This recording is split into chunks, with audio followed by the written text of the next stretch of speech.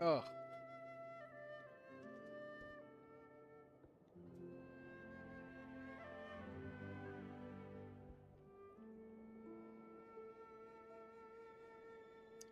Hello, Saitish.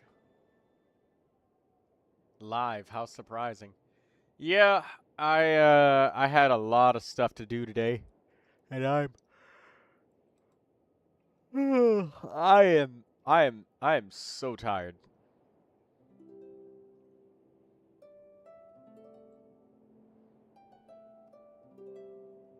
So naturally, I ended up starting the stream much later than expected.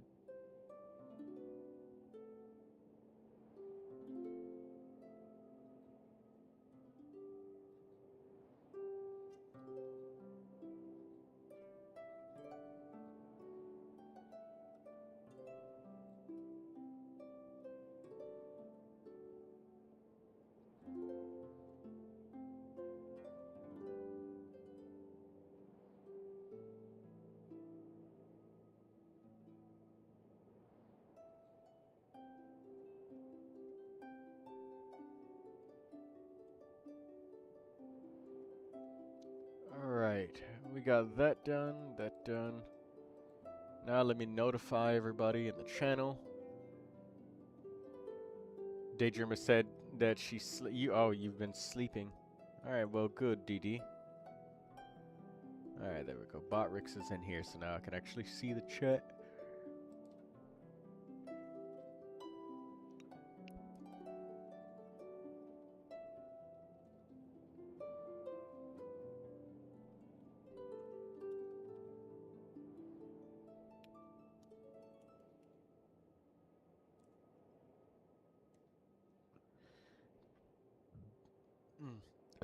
Oh god. You felt sick?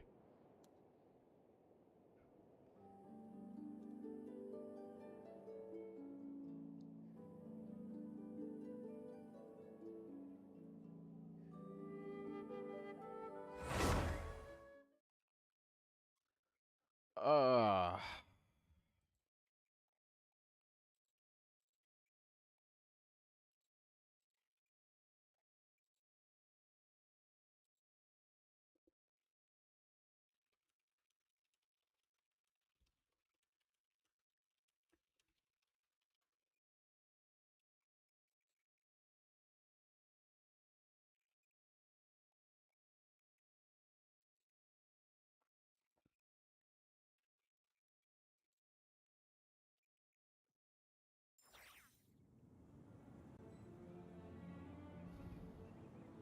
Alright, there we go. That's better.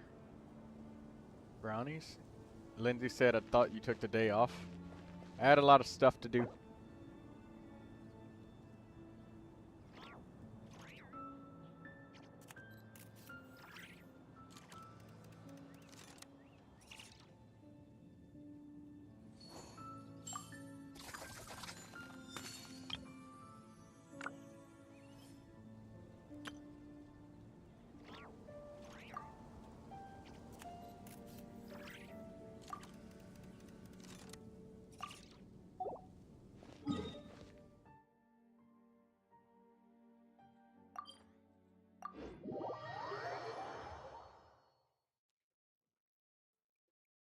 The sunlight is so...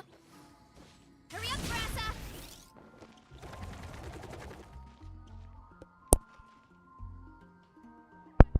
Ah, just let out a massive sneeze, but I managed to sneeze. Ad Astra Abyssosque. I managed to mute before I Welcome sneezed. to the adventurers.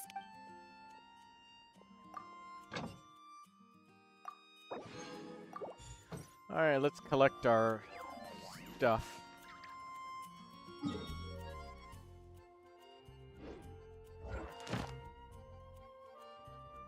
He thought I was gonna say fart. Daydreamer.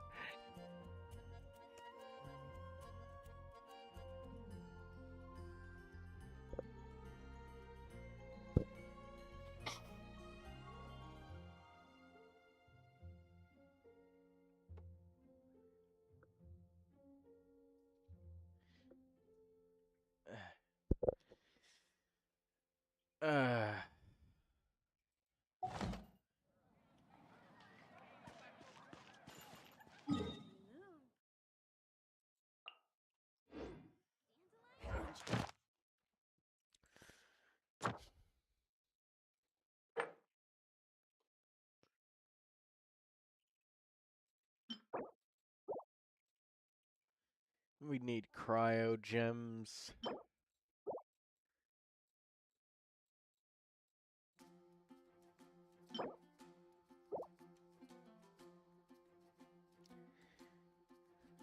We'll do this with the Nirvana thing. And we'll do this one for Columbina.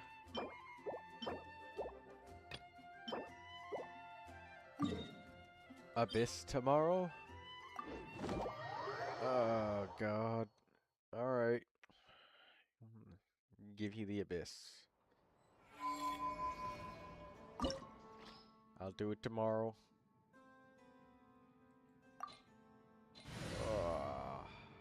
Let's do our weekly bosses.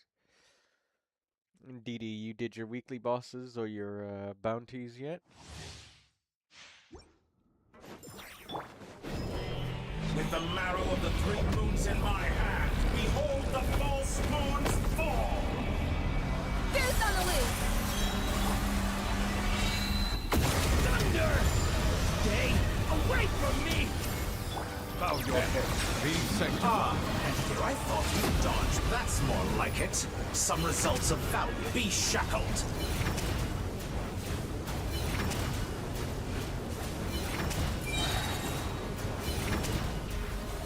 Silence! This is burning shadows! The time is dead. Entropy.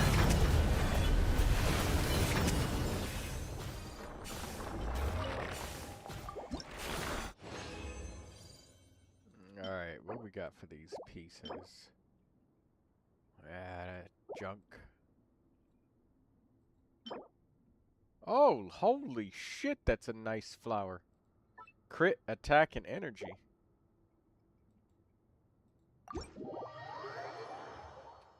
You sound so tired. Yeah, I am.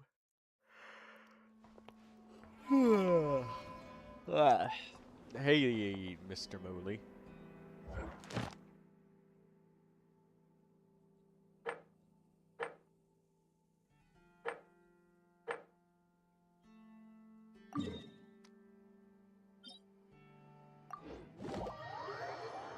Here we go. Another patch requiring fucking lunar characters and shit. I don't know. Maybe it's getting about that time for a new game that's not Genshin Impact. There's a lot of games out there. Settle down.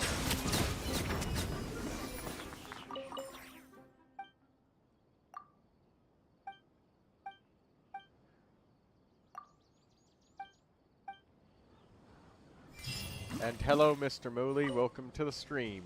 How you doing? I forgot why I even came over here. Where the hell was... What was I doing?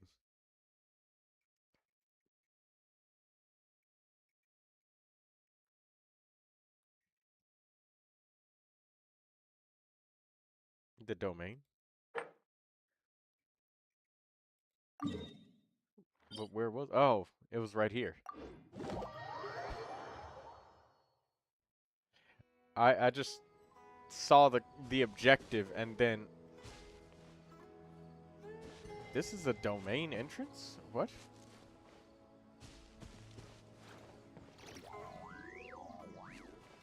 Alright, whatever.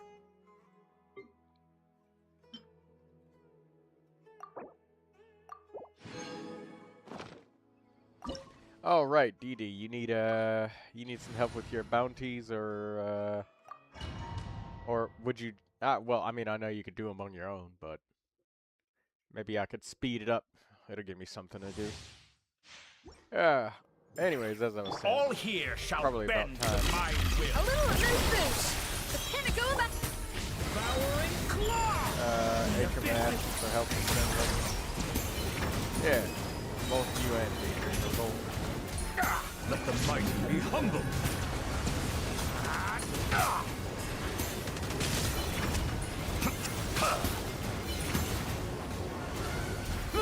Silence!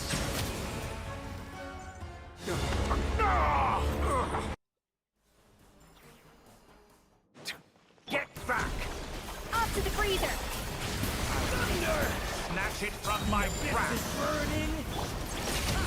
You won't distract me this time! Just like a little buzzing fly! Get back! A petty trick! Bow your head.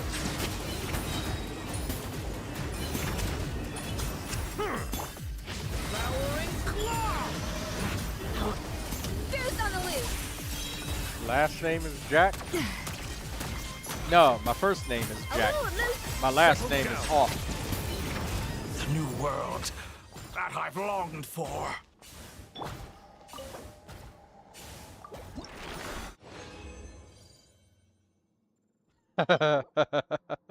Daydreamer saying, ha, ha, ha. No, Ackerman this whole entire time has been calling me Jack because he thinks my name is Jack, so I've been just saying that to troll him. But my name isn't Jack, my name's Troy.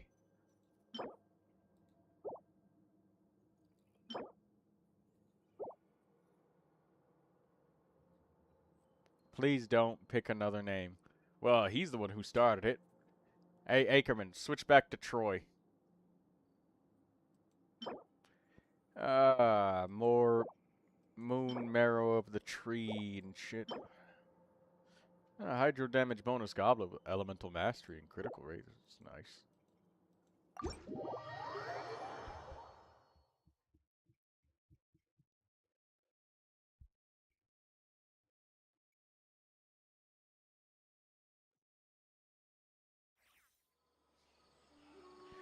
Do you think that quest item will be useful, says Daydreamer?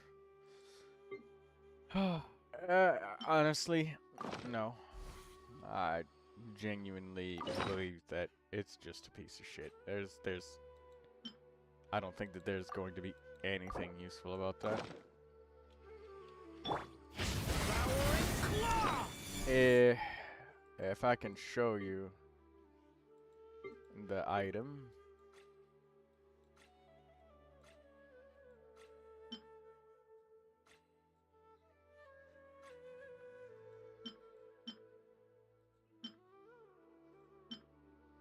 Here it is.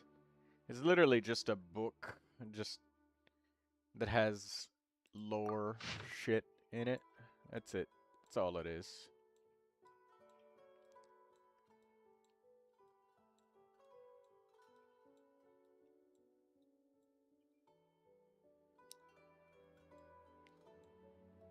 This is all it is.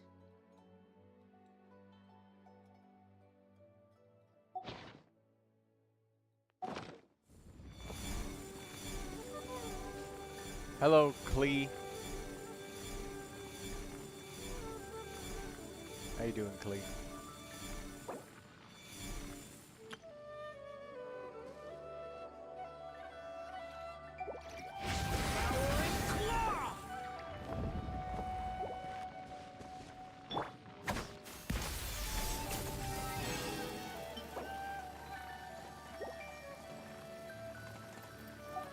Did you hear the news?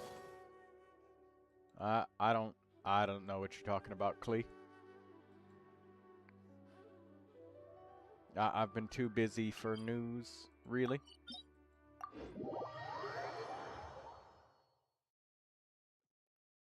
Can you join now or later on? Yeah, let me just do this with Escoffier's thing, and he died in a helicopter accident. Damn. An inspired melange. I believe there was an NBA basketball player that also died in a helicopter accident as well.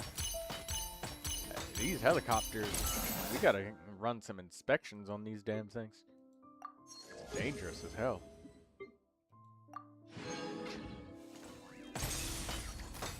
Kobe Bryant.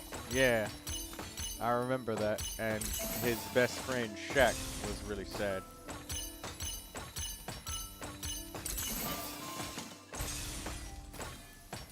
Even the most unassuming ingredients can produce astounding flavors. But unlocking that potential takes a keen sense of smell, a refined palate, and an open mind. Do you know who Oliver is? I do not.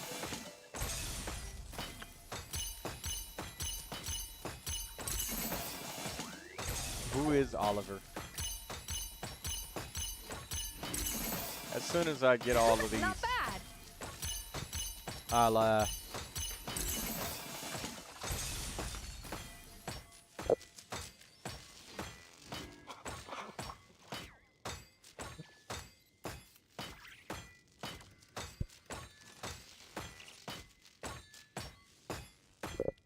you know the song that goes, life goes on and on and on.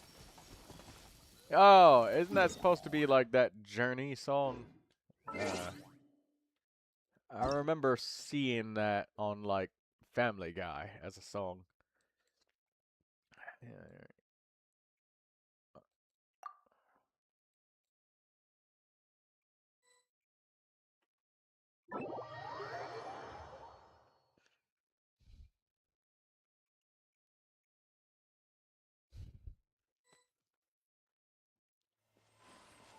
No, he was the creator of that song. Oh, Dee Dee, you joined as well. Thank you, Dee Dee.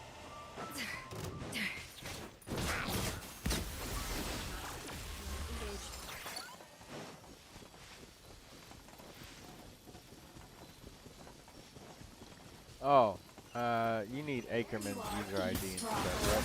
Resistance. Shine. Hello, little Lulu.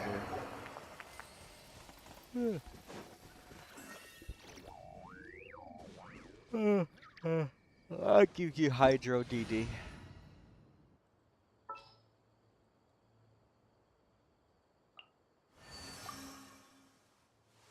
There you go, there's your Hydro.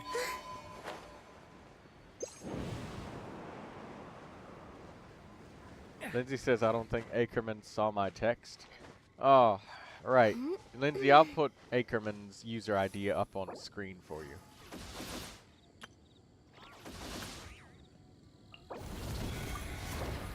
So you'll be able to join. And it's 7877.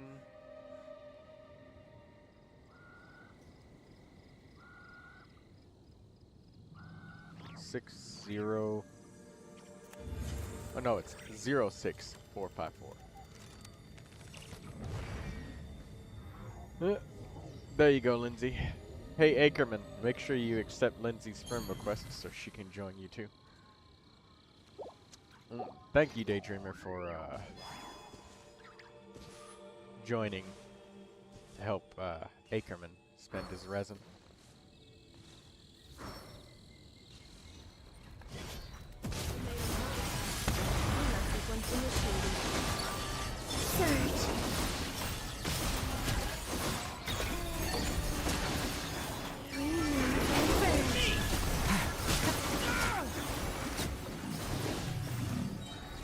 The fact that that dude was immune to Electro is sick.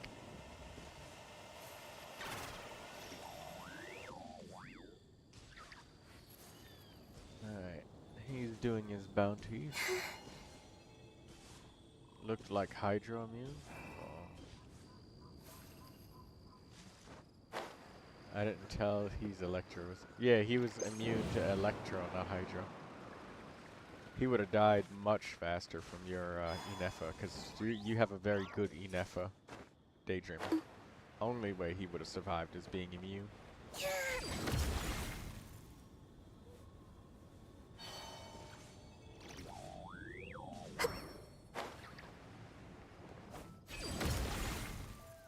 Hey,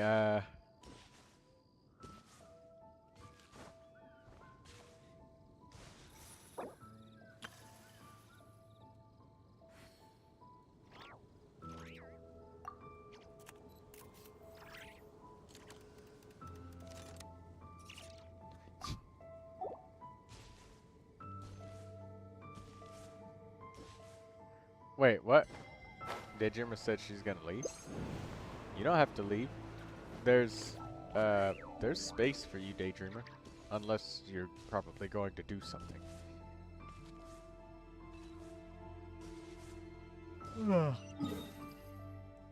Alright.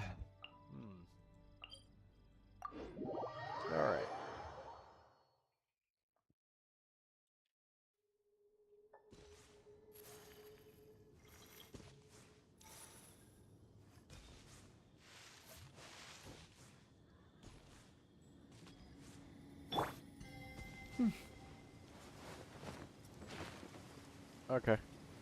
Next one is physically resistant. Got it.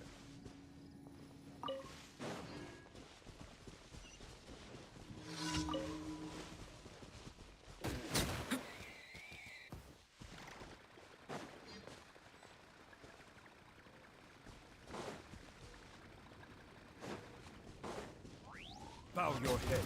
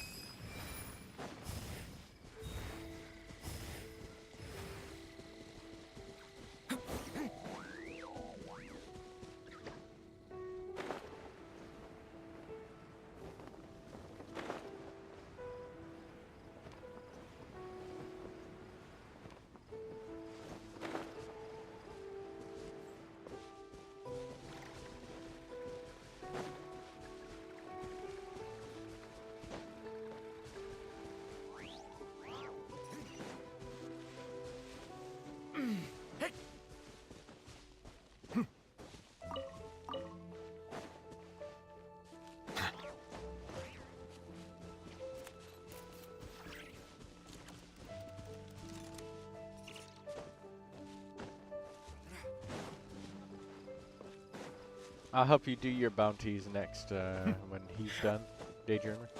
Unless you end up finishing them quickly. I mean, you literally can't finish it on your own. But, I don't know, just speed you up and give you something to do if you're still doing them. By the time we're done with Ackerman. Thank you, Daydreamer, for joining him. Because if I didn't, you would have had him. I definitely didn't go to Honkai Star Rail. Oh, okay. Doing the Honkai Star Rail.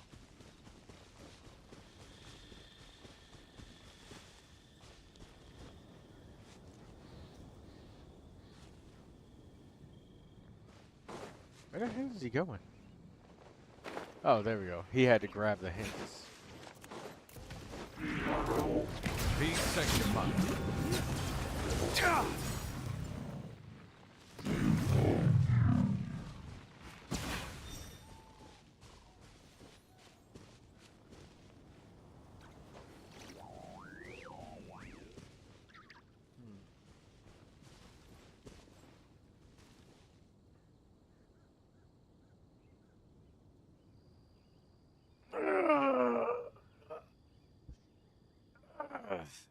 Stretch.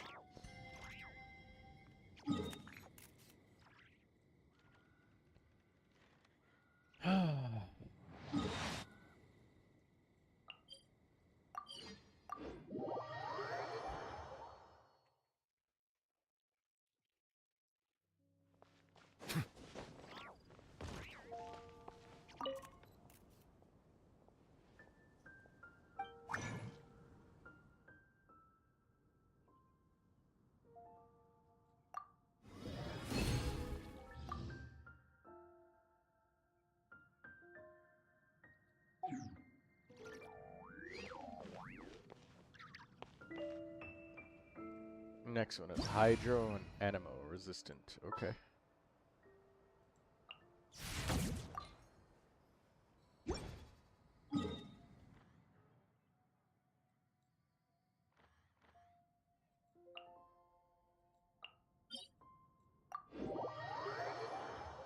Hey, I'm gonna be in chat, just not typing. Okay, Klee.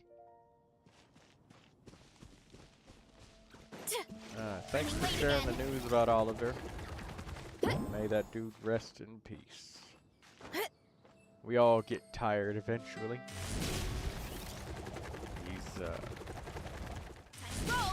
He gets the rest now.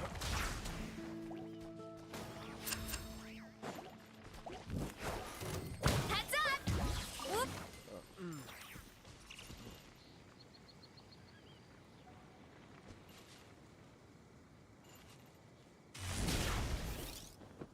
Kapow!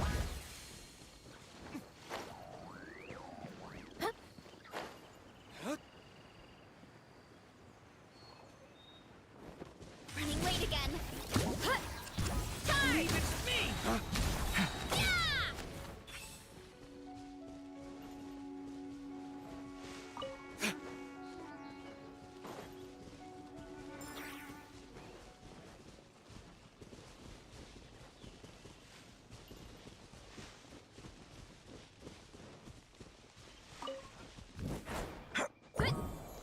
Yeah! Hurry up, Grassa! It's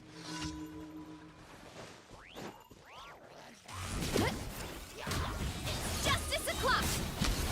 Yeah! Running late again.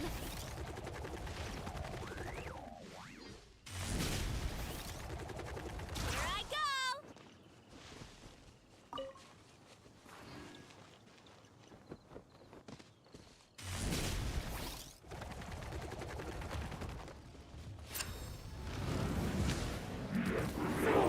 Headbutt! Heads up! Hero incoming! Yeah!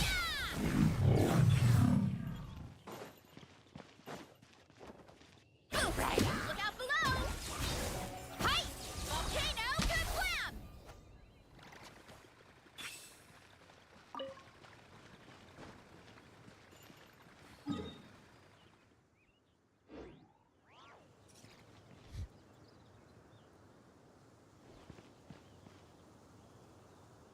Lindsay says she was out of stamina. Yeah, there's a lot of running, so that's why I switched to Verissa. He wants more ley lines? Okay.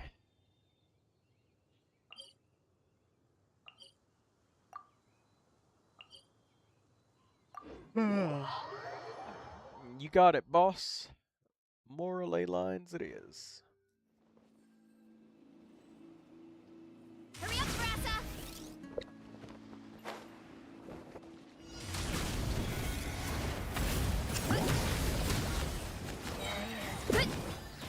Charge! Smash down!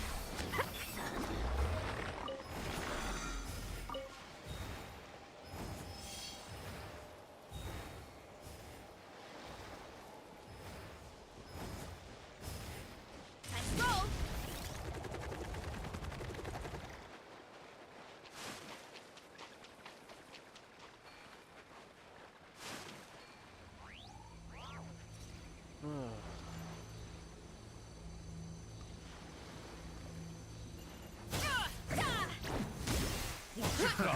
Another time. Charge! Smash down! Another time. Charge!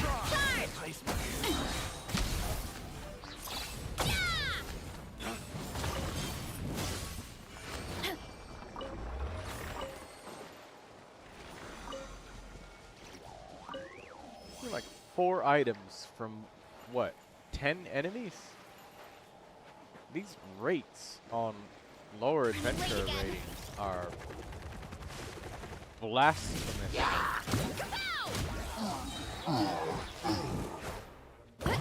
out below! Smash down! Yeah! I bet the crops back in the orchard are loving this weather. Hello, Guess the Itachi. Saurians won't have to water them Uchiha. today. I take it that you enjoy watching the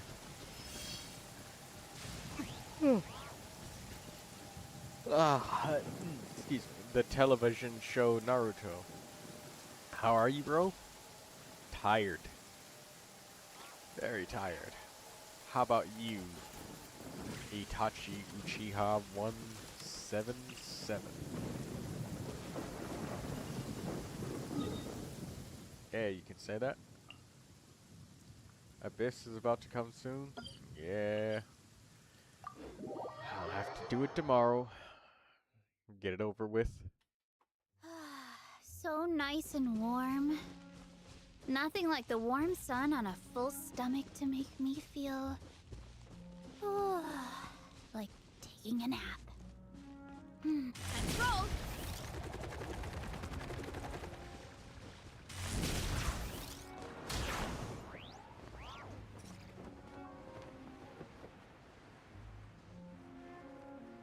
So what's char? So what? Hold on. Tomorrow? Yeah, the Spiral Abyss doesn't. Character. What? It's another 7 hours until the Spiral Abyss starts, so that's the next daily reset, so it's tomorrow. And what'd you say, Daydreamer?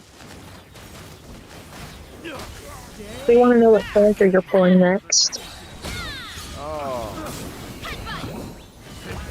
That's what they were trying to say. Character. I actually genuinely had a hard time understanding what they meant. Probably the next dragon character that gets released. I don't have enough wishes or Primogems or anything to spare for other characters. Just the next dragon. That's it. Hurry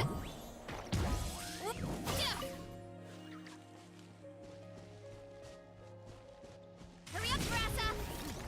Here I go! Oh! I meant to get those 2 hilly churls.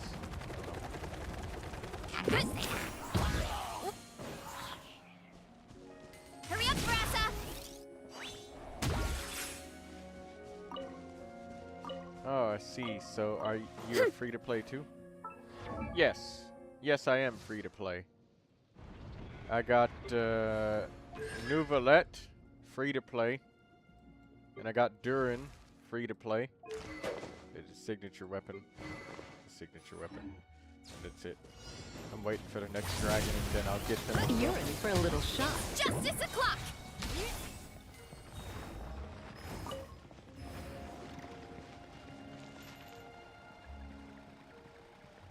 I'm free to play. Uchiha. Why did I even ask? I don't have Primogems to spare. I don't have a lot of characters. Like, this isn't enough. Bro is a mega ocean. No, I'm free to play. You can ask everybody here. I got video evidence and proof. I mean, well, quite literally have myself cataloged playing this game. So, I mean, it's all free to play. Guaranteed. Will you review my Valvika? Yep. Okay. Do some character reviews. You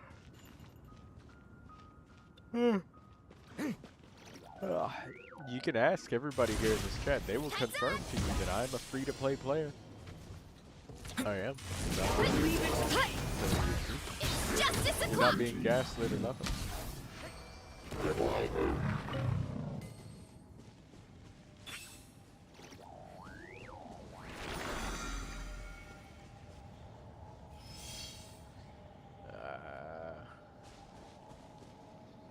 I need a little bit more than just numbers and a character. I need the username, user ID, and you may name up to 2 characters that you want reviewed. Please make sure that the characters are in the showcase with, like this, with the character show details enabled. Excuse me. And, put it all in one chat, please, Itachi, so I can copy paste it rather than like multiple separate chats. That'll make it a little bit easier when there's a lot of people wanting multiple characters. I'm able to copy paste everything easier because If I have to like search for it and I see, oh, he said Malvika and Nephra. Oh, what's the user ID and like have to scroll up? Yeah, just copy paste it all in one, if you can.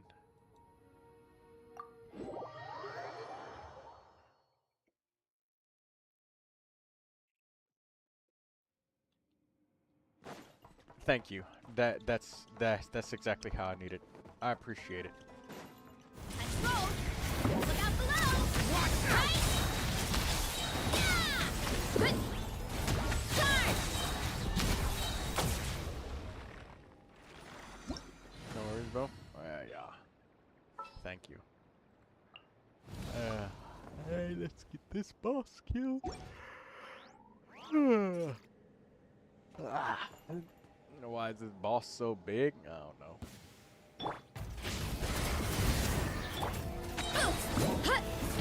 Hero incoming. Yeah. Headbutt. Charge.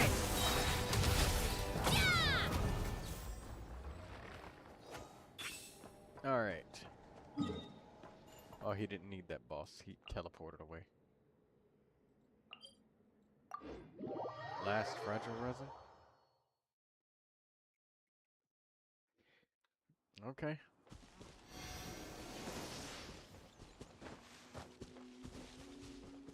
What? Maybe you can show us that shirt on Stuff Sharing Sundays, Lindsay. Itachi, I do Stuff Sharing Sundays every Sunday.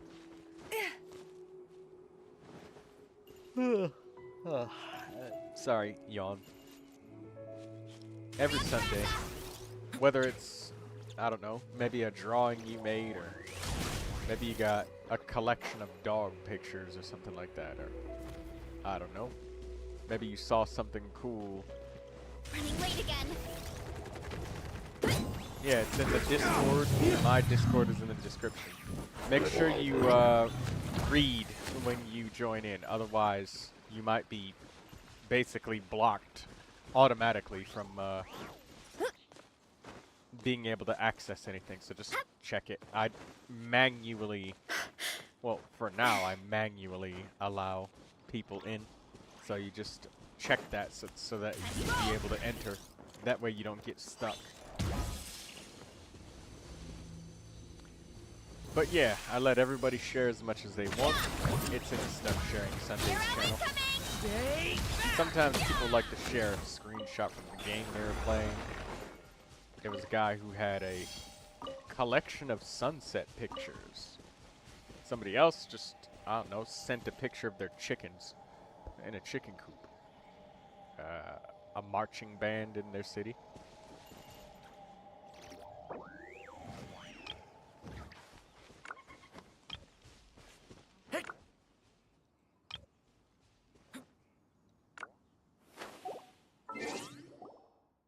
All sorts of stuff. As long as it's as long as it doesn't break any of the server rules, whatever you're joining this share.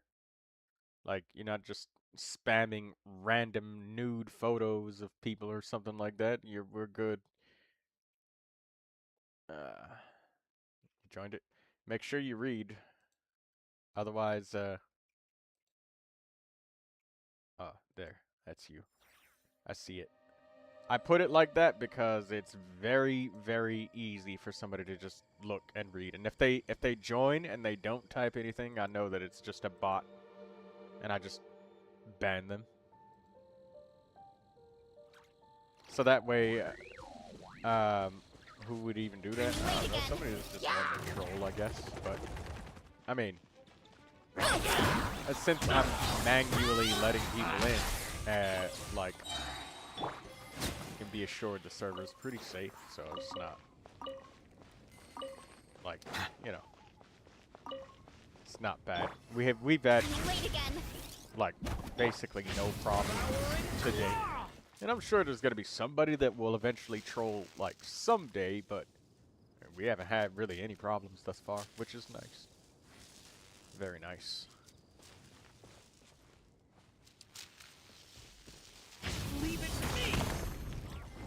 Be careful while sharing pictures. This guy will find your address while looking at some reflection from something. What are you talking about, Nishid?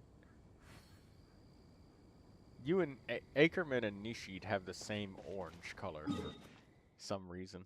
And I almost said Ackerman. What do you mean, Nishid? I have no idea what you're talking about.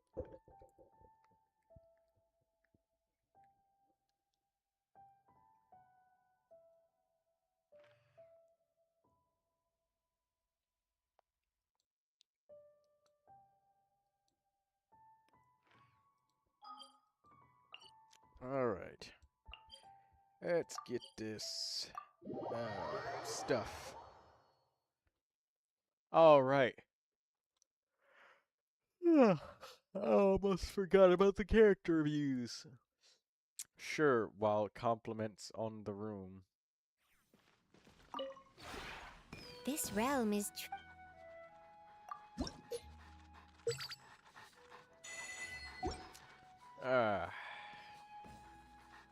If you ever have any... I like dogs in my teapot, Itachi. I love dogs.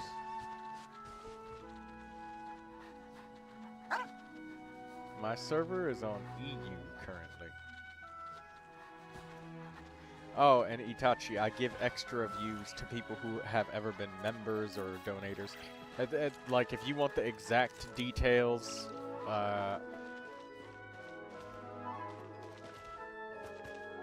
you can, oh, there's so many dogs.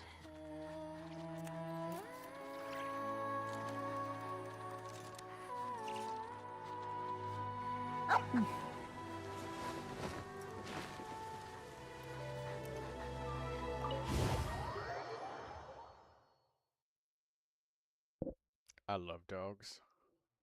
A lot of dogs.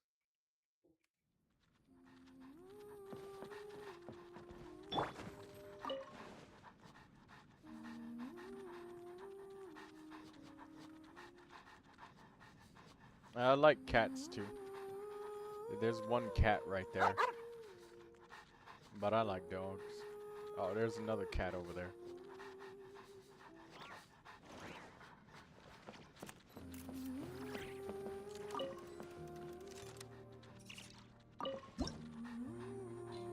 Pet the cats. The summon Sir Pounce-a-lot.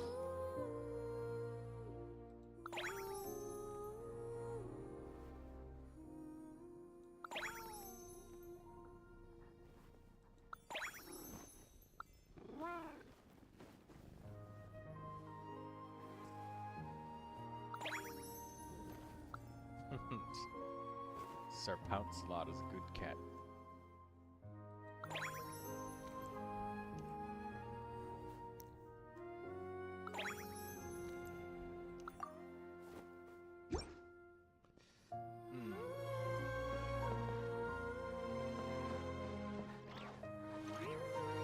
Dorman Port's music, yeah.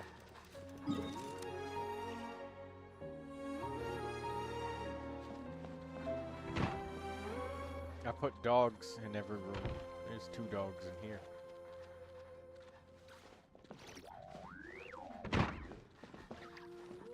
Hey Itachi, I got a question for you. Before I get started on reviews. If I put a plate of food on this table, Itachi, and I walked out of the room and left it unattended, how long do you think that plate of food would last? Hot, warm, juicy pieces of chicken just sitting on the table on a plate, completely unattended. How long do you think it would last? Oh, hold on, I got a phone call.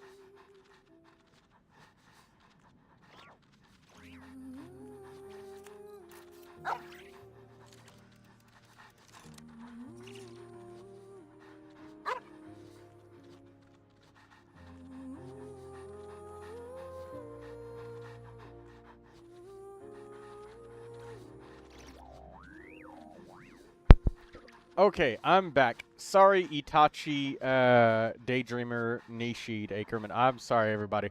I had I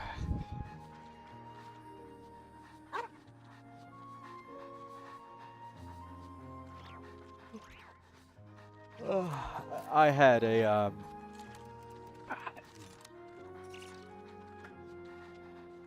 what did I just do? I I had to do something. Anyways, right. Character reviews. Let's put those up. Oh,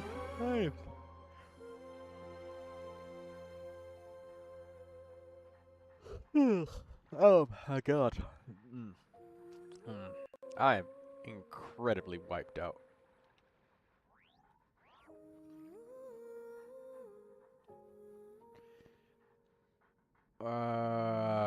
Right.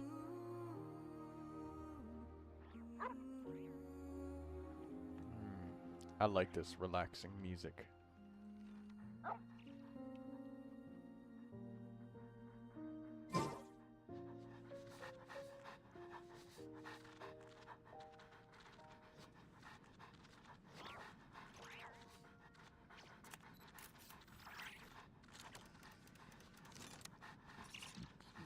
Excuse me. Yeah, while dogs are barking in the background.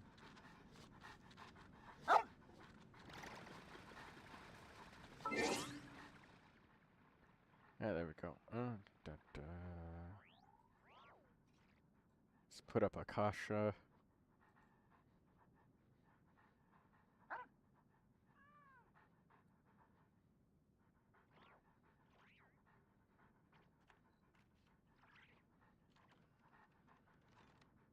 Alright, let me, yeah.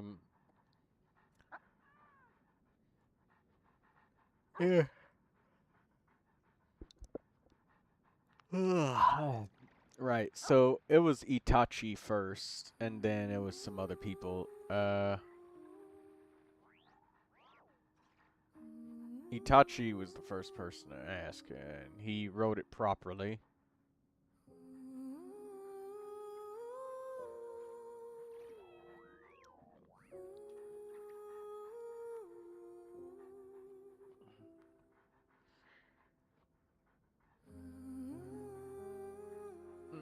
We'll be okay with that, Chu Troy, but you should. Without you. Wait, what? Nishida, I don't understand what you just said. We'll be okay without you, Troy. Very bored, but you should sleep. Wait. What? Yeah, bro, I look tired. I look tired? How do I look tired? You can't see me.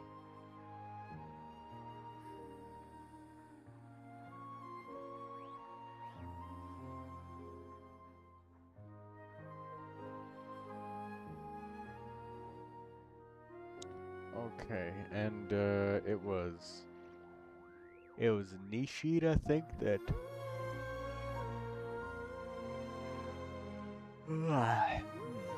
I think it was, yeah, Nishi typed in his next. He wants Nicole.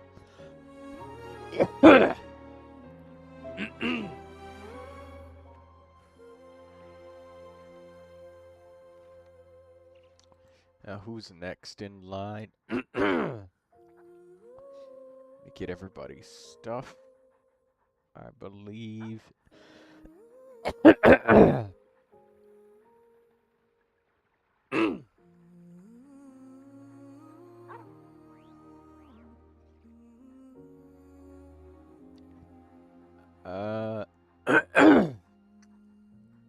Blue Dog.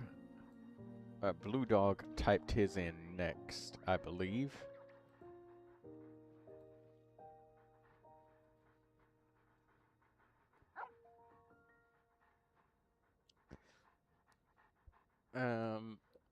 Who did is there anybody that I missed?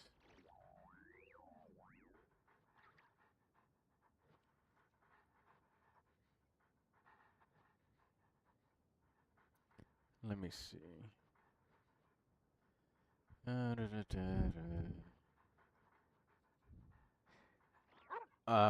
Everybody's typing stuff, and I'm focused on getting the things everybody type.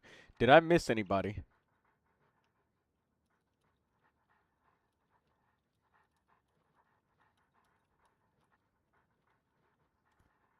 I got distracted and just, yeah, type me in again if I missed you. I think I got everybody, but I don't entirely. I don't remember. I think I got everybody though. Did I get everybody? I believe Ackerman asked for something but didn't type anything. Oh no, yeah, there's Ackerman. Let's look at Ackerman's channel activity and see if he typed it in.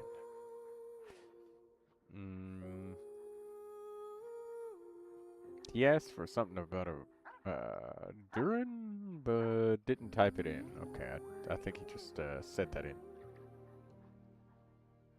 Probably go to sleep. Not yet. I don't want any review. Oh, I thought you just said it. Okay.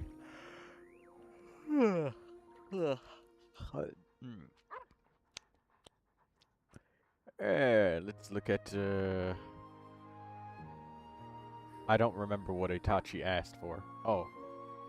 Lindsay typing in D-Luke And Aegis, okay, 777-731-238. You missed red, Troy? I got reds right here. Red asked for Inefa.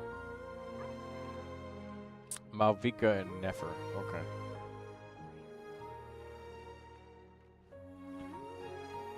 Mavwika.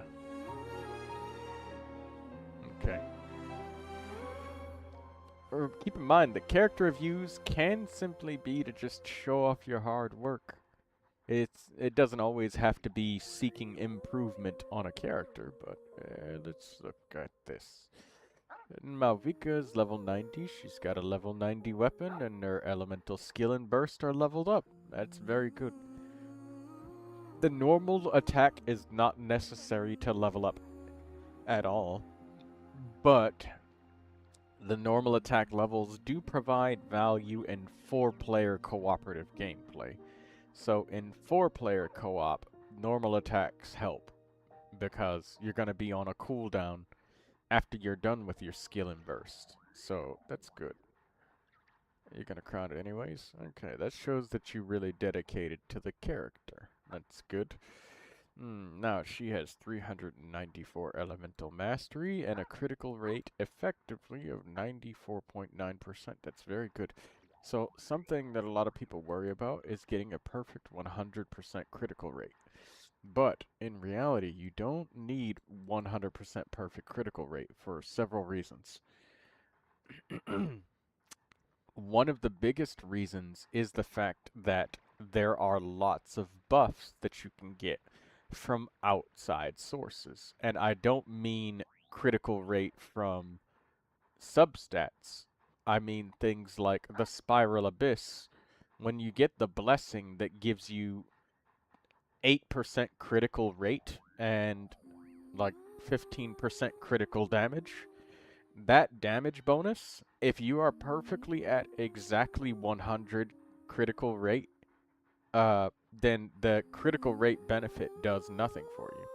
So effectively, you gain more benefit from that buff than other Malvikas that hit that perfect, quote, 100.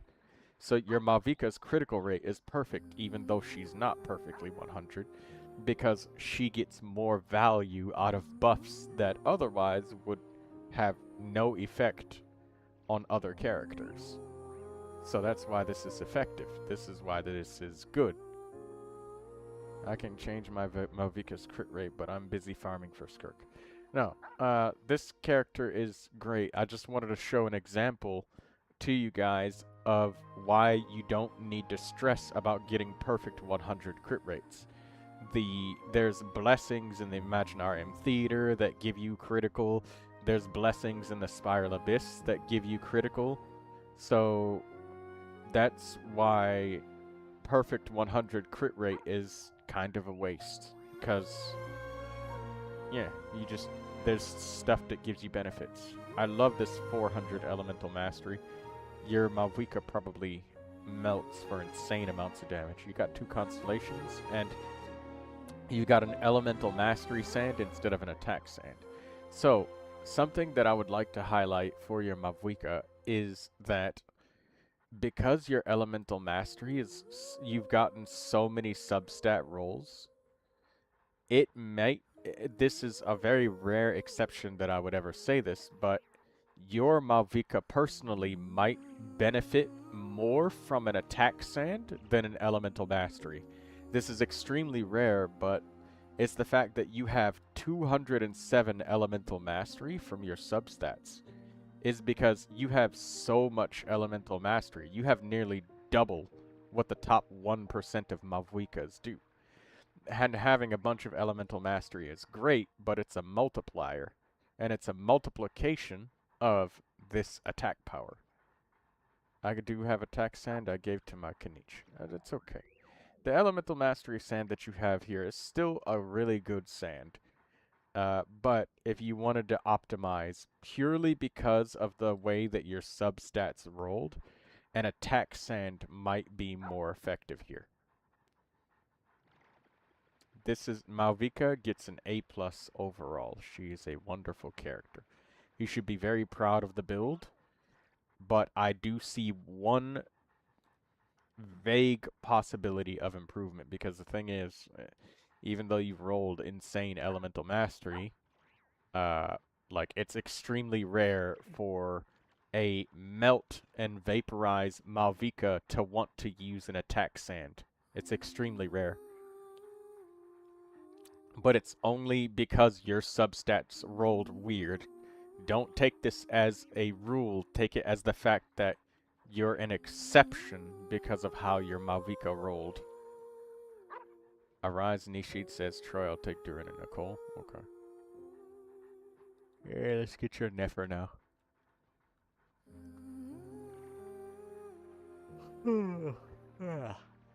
Yawn. That.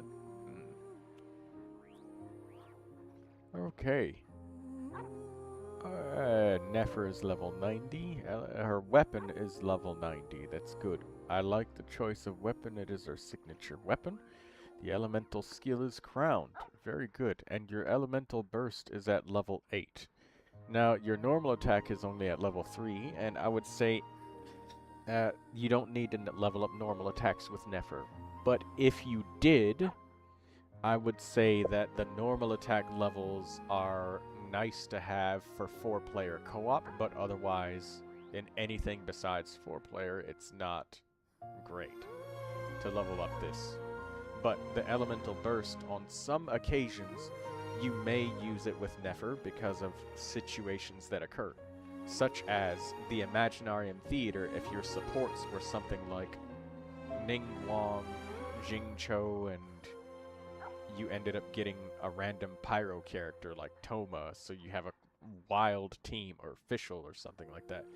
That can happen in the Imaginarium Theater. And in the Imaginarium Theater, you don't have optimal teams, so I'd like that you leveled up Nefer's Elemental Burst, because in a raggedy-ass team like that, using Nefer's Elemental Burst might not be a bad idea, especially with how powerful yours is.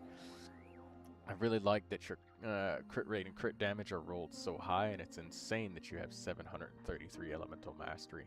That's very good.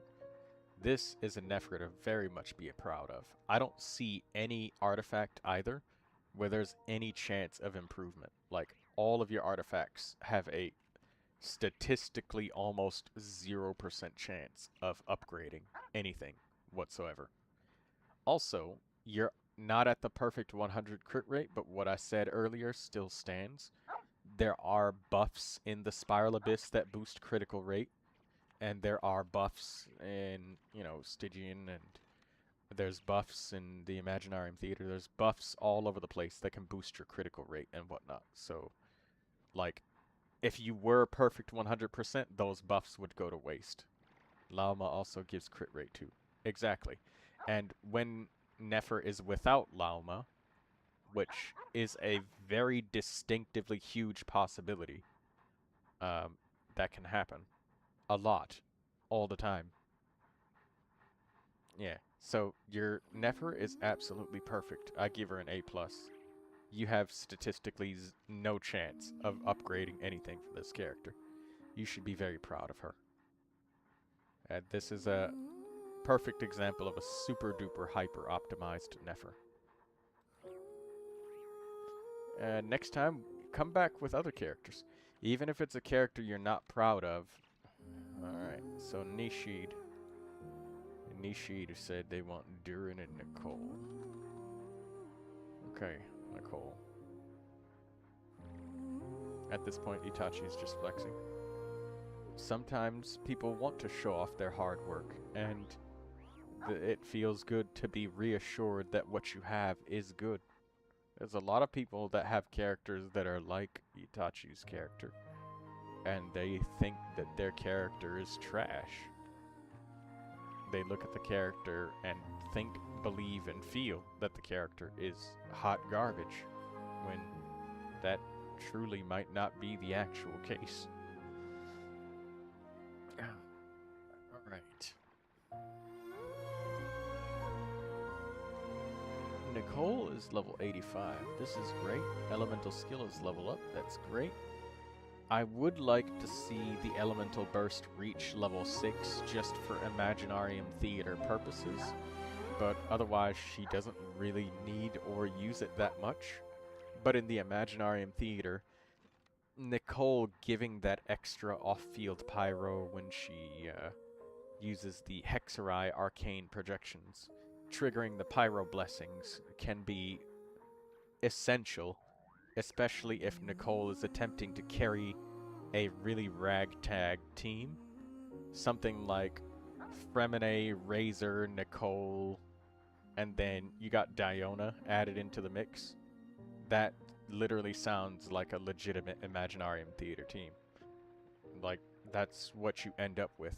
And if Nicole's Elemental Burst is only level 1, it's going to be hard to trigger those Pyro Blessings.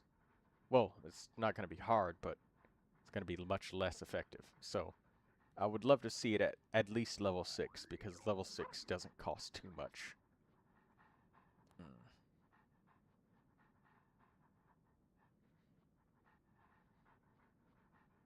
Ackerman, I don't understand what you just said. I see a user ID, but I don't really know what that means. But anyways, looking at your weapon choice, the weapon choice Flowing Purity is great, but in my opinion, the weapon choice can feel questionable because, I mean, Nicole and Durin are a thing. And then there's also characters like Chevrus, but there's very few healers that are available to heal this off. So it's a great weapon. Yeah, just with the exception that characters like Bennett will not be able to heal this very frequently. There's Jean and Chevrus, but those are the only two that I can think of. But if you've got Jean, you don't have the Hexenzirkel character like Sucrose available in the Animo slot. Or, I mean, there's also Sayu as well, which is nice too to heal this off. But Itachi said if you pull Nicole, you also need Durin, right? I don't know. But no matter what situation you have, if Nicole is in your roster, she's the one who wants Celestial Gift, and nobody else wants it. It just gets extremely complicated to use this artifact set beyond that point, and unnecessarily complicated.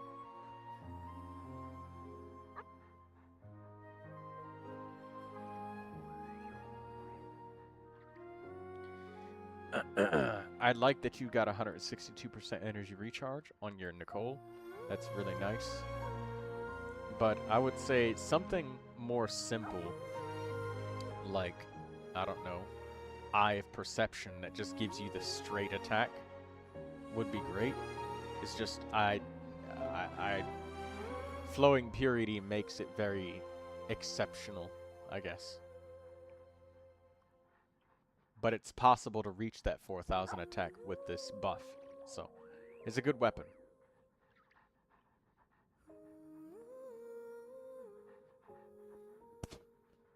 You got triple attack percentage, and you have an onset goblet, so I'm going to give you extra credit for that, because onset goblets are awesome. Nicole's that reach like 1,000 roll value it's pretty hard to get more than that. Nicole doesn't even want crit rate, crit damage either. She only cares about attack and energy. This Nicole gets an A+. She's very good. I like everything with her. Alright. Nishid, if you can, try to speak in English in the chat, because I can't understand you when you're saying anything else. 650-209-109.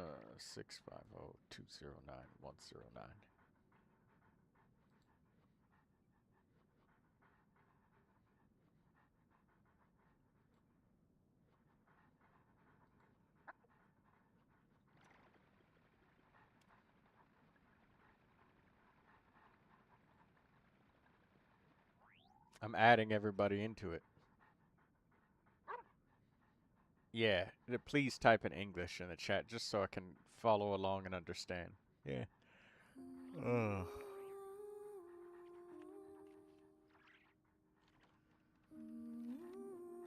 My build is good. You guys are saying, lol, stop joking on me. Mm, Flowing Purity is a good weapon on Nicole. It's just that it might be difficult to heal that bond of life, depending on the team that she's in. Okay, Durin. I really like this Moonweaver's Dawn. I like it a lot more than Lion's Roar because that way he can, with Moonweaver's Dawn, he can actually do melt or Chevrus does it properly. Yeah, that's what I was saying. Jean or Chevrus, and that's it.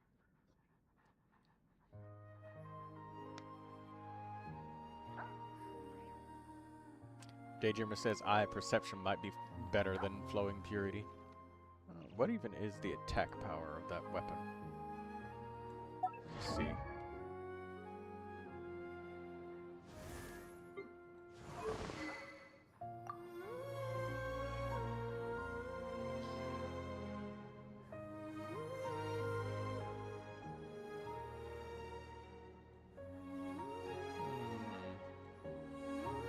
I only have it at level 70. Oh yeah, the attack percentage is like significantly higher. Look here. Eye of Perception, like it's not even level 90, but it's giving 45% attack already, whereas Flowing Purity is like way less. So yeah, I believe Flowing Purity is just like you can make it happen, but I feel like Eye of Perception's simplicity might win out here. Just because it's just a simpler weapon. But with passive, though. Yeah, with the passive, if you're getting the healing. I just has a lower base attack, and Nicole has a lot of attack percentage, so I think Flowing Purity is better. It might be Blue Dog. I'd have to dig into the math on that. That's why I said both of the weapons are honestly great. If it's leveled and what you have is, it's not bad. Yeah, I'd still give his Nicole an A+. It's good enough at this point. Since I don't have Nicole, I honestly don't know what team I'd use her in. Probably some sort of overload team. But anyways, love the weapon choice for Durin. Moonweaver's Dawn is nice and flexible. He's level 90. Your elemental skill is level 8. Burst is level 7. The energy recharge is looking a little bit low on your Durin. Not gonna lie. Your energy recharge is pretty rough. And where are you gonna get more energy from? I don't know. But you definitely need a little bit more than this. You'll check it with the DPS test? Yeah, do that. I don't think. Yeah, I don't know if you got. I don't think you got enough energy here. 121% with only level 8 on your elemental skill is really pushing it. You might have to do something like use your elemental skill 2 times per rotation. But after like 3 or 4 rotations, it might start getting a little bit messy unless somebody else is feeding Durin energy like Durin or Nicole. And if Durin is a solo pyro, you're definitely gonna have to use the elemental skill 2 times. No, I get it. In one time.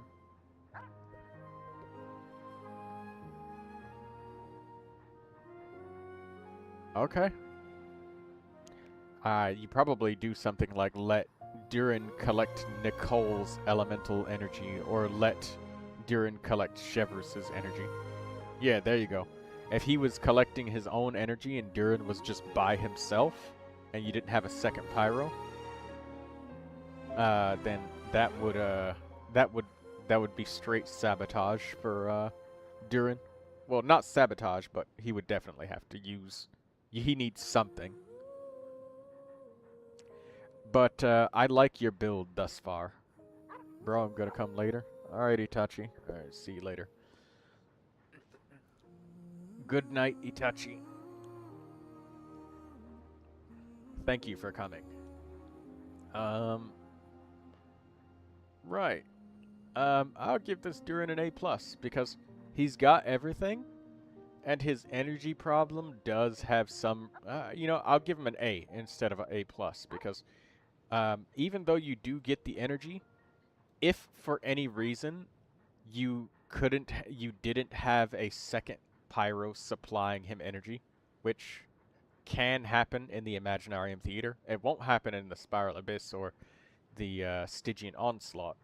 The theater is the only place where this would happen, where he wouldn't specifically have somebody that generates a lot of pyro particles, like Bennett, Nicole, or Chevrus. Then it could be a problem.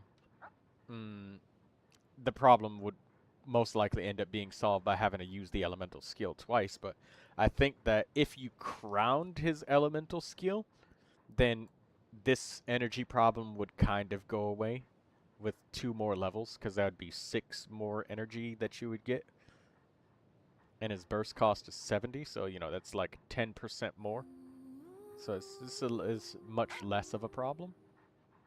You'd be starting with like 33.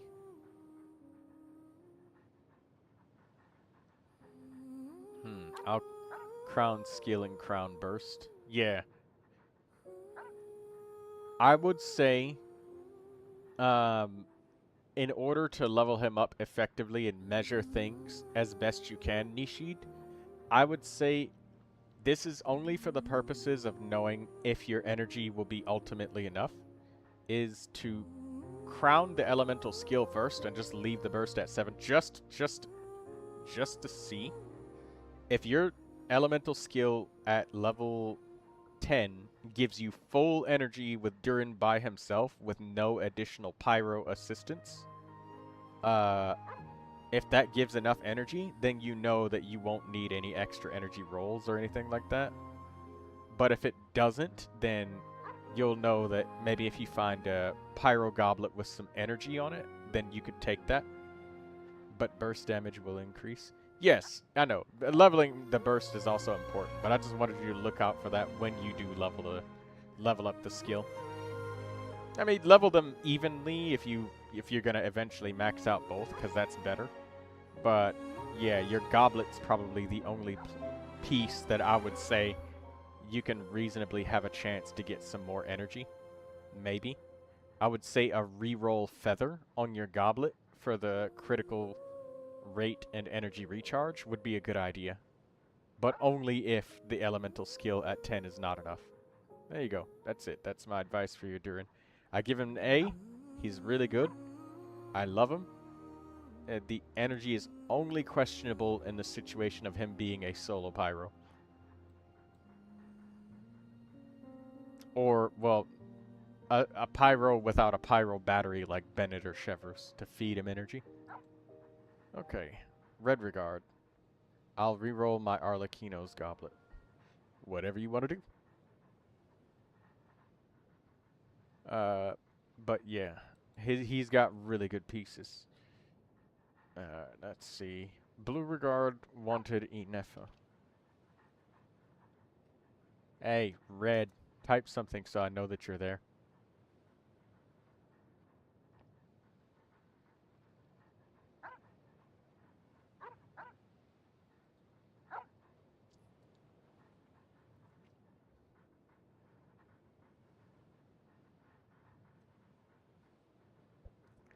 Alright. Red Dog. Chili Dog. With your elemental skill at level 9. I think this account is better than the red account. Oh no, you've been working really hard on this account.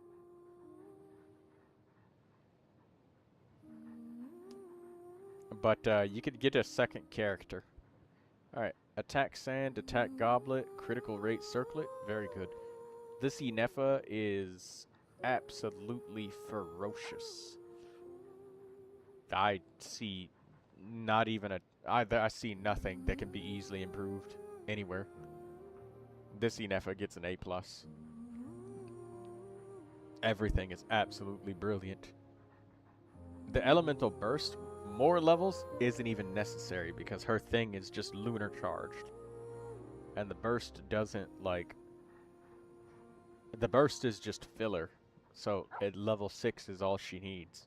Maybe 7 if you really like her.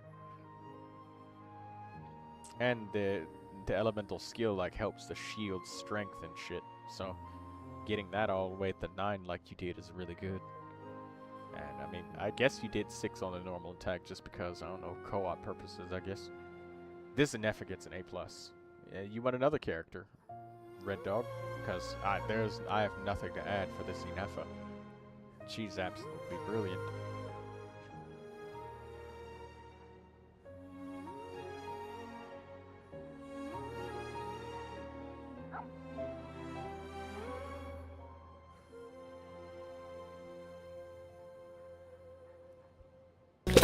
Oh my god!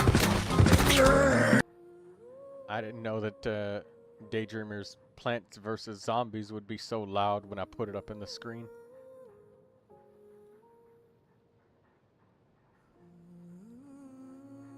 There we go.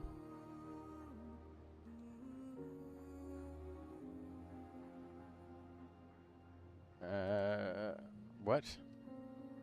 739491377. Compare the Inefas for you on your other account? Alright.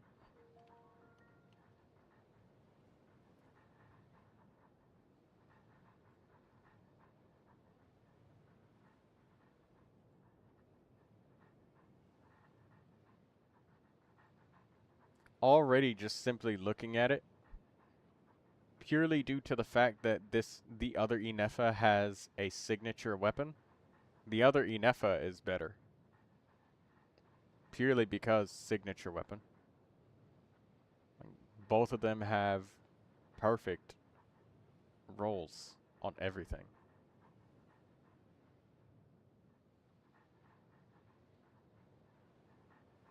But yeah, the other Inefa is better because just the weapon. Other than that, they're completely identical. –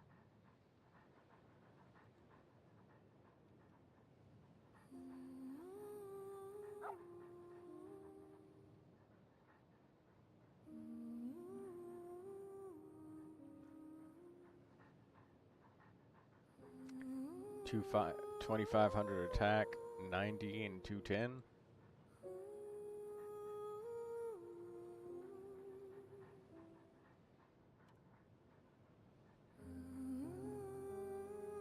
Yeah, 2400 attack, 90, and then 91 and 217.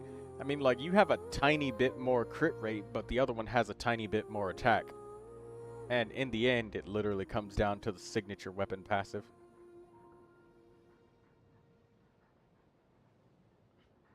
I mean, you have one level higher of the elemental skill, but that's something that can be guaranteed fixed by the other one. The rest is like RNG competition. Alright, Lindsay Dust, let's get your character.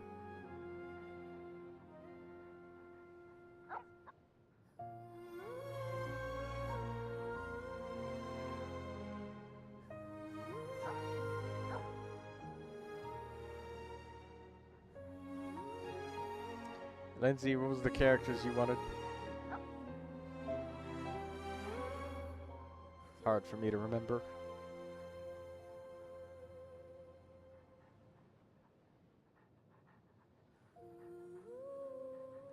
Oh yeah, Lindsay's always like 5 minutes behind. Let me just type in our chat history. This is just D-Luke. Just D-Luke. Okay.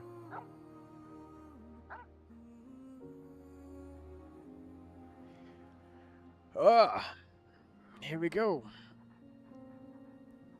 Well, very nice, D-Luke. You've got Wolf's Gravestone and everything on him. And everything is maxed out, so...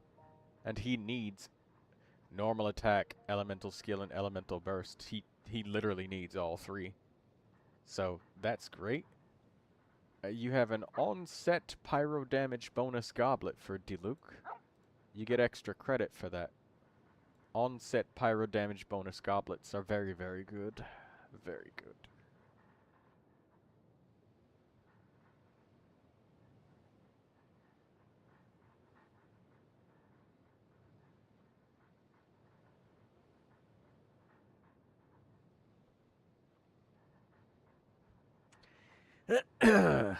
They make your character be able to do shit like this.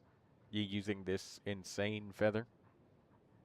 You've got 71 critical rate and 153 crit damage, which, to put into perspective, is absolutely insane for when you consider the fact that you got a wolf's gravestone as your weapon.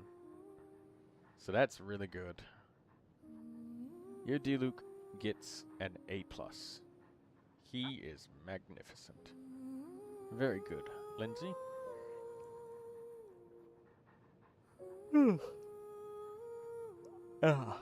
Your Diluc is objectively stronger than mine.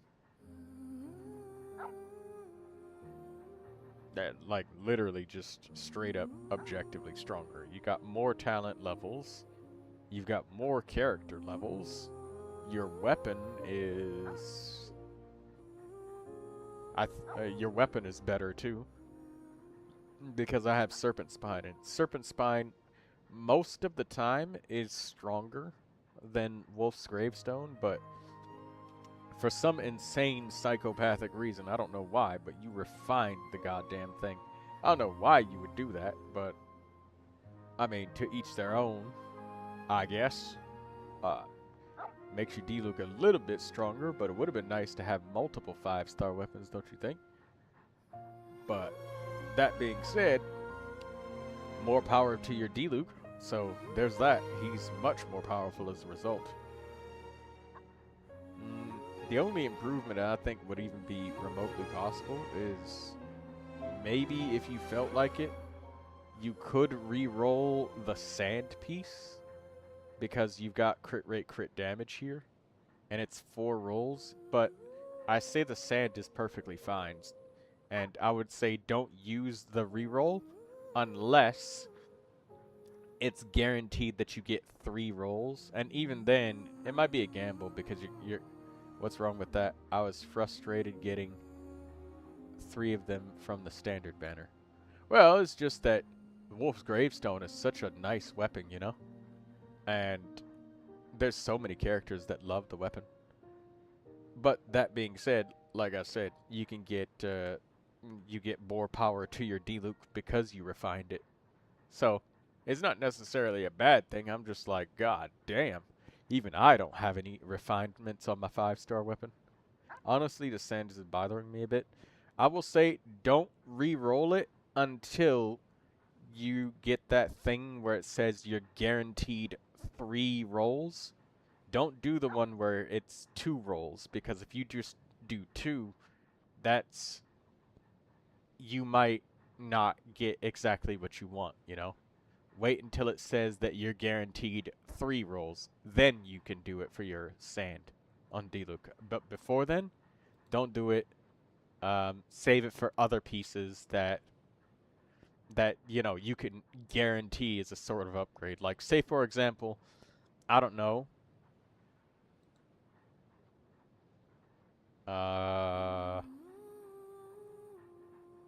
say for example, if you're Risley, if you had no crit rate, no crit damage, and you needed this piece, and it was like, oh, you rolled 2 flat HPs and then 3 flat defenses, but it's double crit, right? And you'd be like, okay, so like literally no matter what, I'm gonna get at least 2 crit rolls because I completely whiffed like everything, right? Then that's how you can like save up to get this D-Luke sand. Just think of it as a foregone conclusion that you'll just save your advanced reshaping for D-Luke, and that's how you can upgrade him reasonably without expending a ridiculous amount of resources.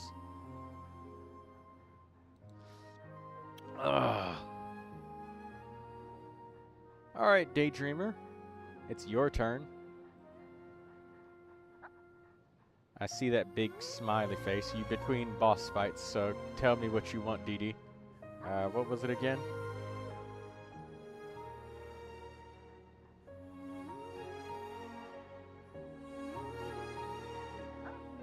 Mona, Mizuki, and...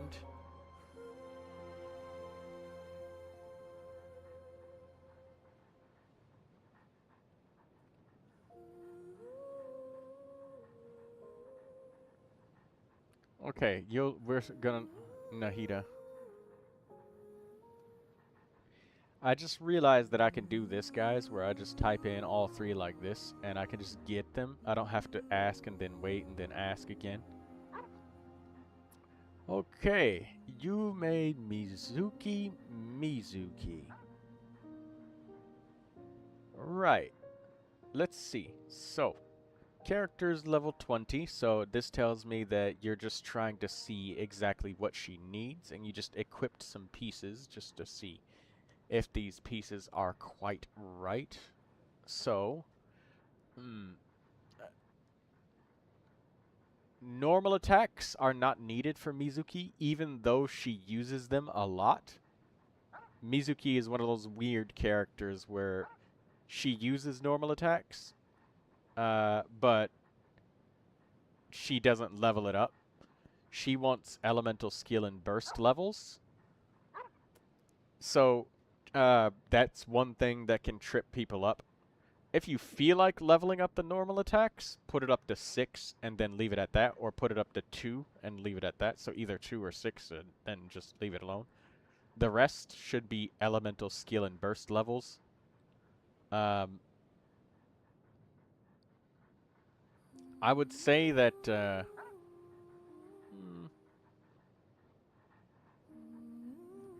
because the elemental burst is like supposed to cover Mizuki, like that'll be her off-field animo when you're casting buffs with everybody else. Like say if you took Mizuki, Kuki Shinobu, Columbina, and I don't know, Inefa or something like that. So, you know, you got off-field Electro, off-field Hydro. When Mizuki leaves the field, so you can cast Columbina's skill and burst and let out Inefa's Birgitta and burst with Auroron and stuff like that. Mizuki uses her burst, but when Mizuki is on the field, whenever everybody else has casted their buffs, she's using her elemental skill. So basically, her elemental burst is more of a field exit kind of thing, and it allows her to also be the healer of the team. So I would say that elemental skill levels are way more important, but just for the sake of having decent sustain, I would say level up the elemental burst to like either equally or level it up to at least like 6 or 7 or something, so you can actually get a decent amount of snack heals, because she can't heal to full health, and her healing is very, very tiny.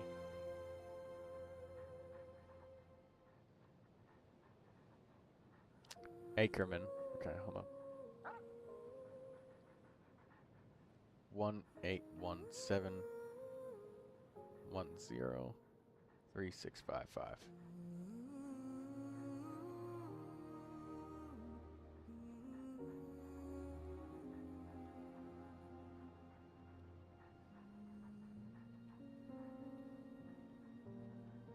There we go.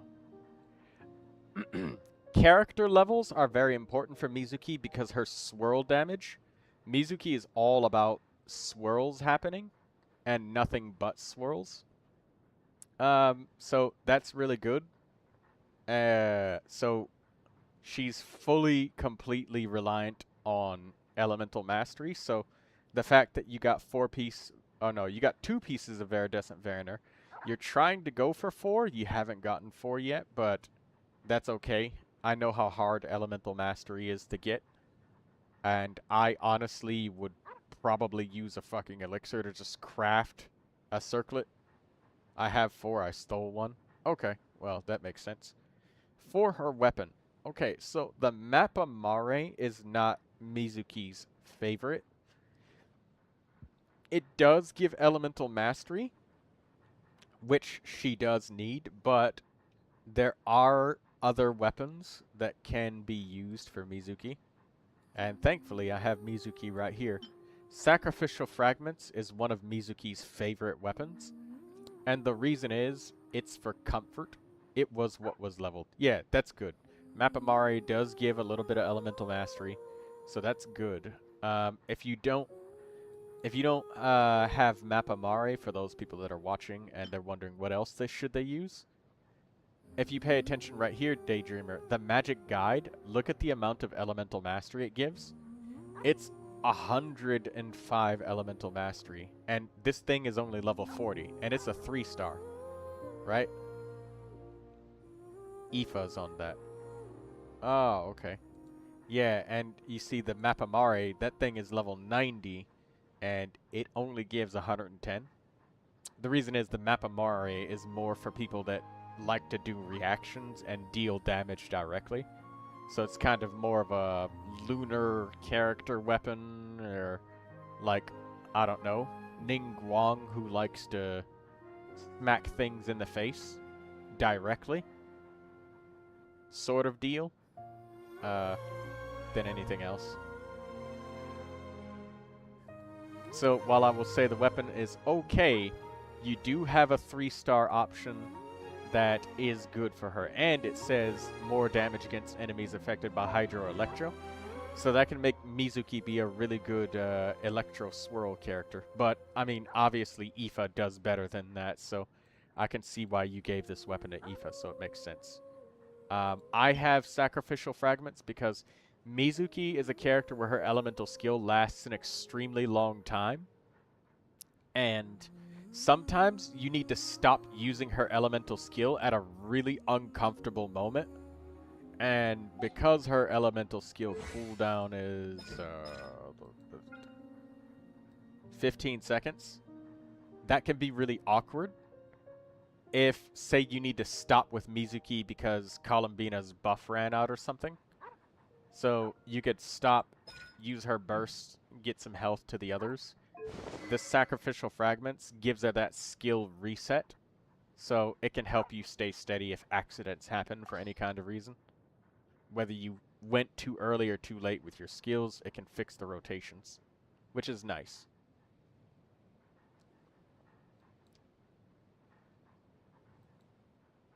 And also, the Sacrificial Fragments won't have you relying on Hydro and Electro Swirl. You can just, you could swirl anything. You can just, I don't know, swirl Cryo if you feel like it, and do Super Conduct. Whatever you want to swirl. Pyro swirling, I guess. Whatever it is.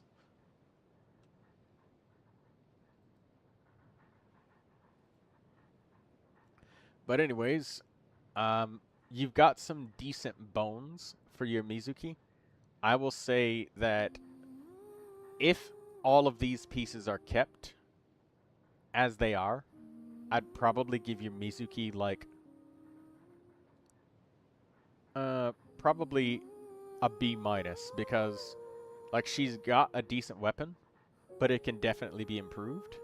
She's not leveled up yet, but that's because you were just trying to make sure you've got the right bones here, and you do. The feather is great. Critical rate and elemental mastery, or I'm sorry, energy recharge is nice. A little bit of energy is nice on Mizuki because she is the team's healer in whatever team you put her in, so you don't have to have an extra healer. She will heal allies. Her healing is very modest, even more modest than Linnea, but it is what it is. But if you had 4 pieces of Viridescent Variner, and you still had the full elemental mastery, I would level your Mizuki up to an A, especially if you changed the weapon to something more palatable for her. Whether you gave her another 3-star weapon like that Electro Swirling one, or if you had another Sacrificial Fragments, I would give you an A. You do have it? Okay, well, I'd give you an A if she had that. Assuming that Mizuki gets leveled up, though. And she's not. So, you're like in the C+ range, B- with more improvements. But I'd give you an A if you could make those changes. But she's on the right track. She's definitely on the right track. Max, she's getting it level 70.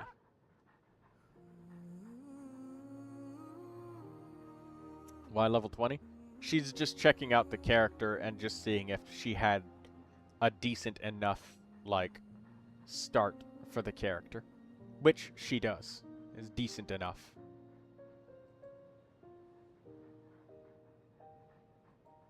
Alright, Mona. The fuck is this? Daydreamer, you care to explain yourself? Ha. What do you mean, what the fuck? I was memeing, don't worry. No, you got Constellation 5, which is pretty fucking crazy. This Mona looks like, cause, this is a good build, right? You've got everything perfect. The only thing that I questioned of, what the fuck? She's a support? Yes, she is. So, looking at this Mona, she's got everything that she normally has, and also it's crazy that you leveled this all the way up to 10. You must really love Mona. Favonius Codex is an excellent weapon for her. And she's got the stats that she prefers. Energy Recharge Sand, Hydro Damage Bonus Goblet, and then a Critical Circlet, which is a great build. The Feather has Attack, Energy, and Elemental Mastery. Nice. I play Mona as a DPS with Nicole, says Ackerman. I made her a DPS for a while. Okay, so who else is on her team, though? Because the thing is, right, the reason why I said, what the fuck, is because I was trying to imagine in my head who you partied with, because Nicole is currently the only character where it's very, very, very super cleanly cut. Like, the character that is,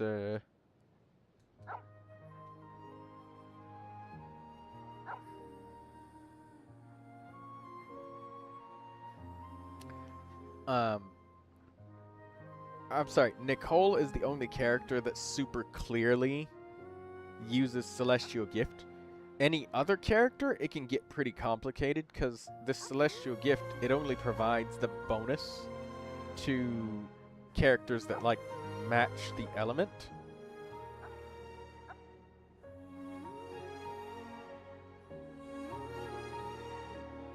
So I can see that, like, the Hexenzirkel bonus, she can use it. It says all nearby party members gain 40% elemental damage, corresponding to both the equipping character and the current active party member's elemental type instead. So Mona can support another character. So, and she can support one other element, and like with Hydro. But I can't think of any Hexenzirkel characters that are also Hydro. So I was wondering, like, who's in the team to activate the Hexenzirkel bonus, like Sucrose? And then if Sucrose is in the team, who's the main DPS that you're supporting? Would it be like Inefa? And the idea was freeze Lohen if I get him. Oh, okay. Now it's coming together. Okay, so Hydro and Cryo would get the bonus. So it would be like Mona, Escoffier, or maybe not Escoffier, but Mona, Lohen, and Sucrose, because Sucrose can swirl the Cryo and reduce their Farina. Okay, so Farina gets the Hydro bonus of damage. And then Lohen gets the Cryo bonus because Lohen is on field.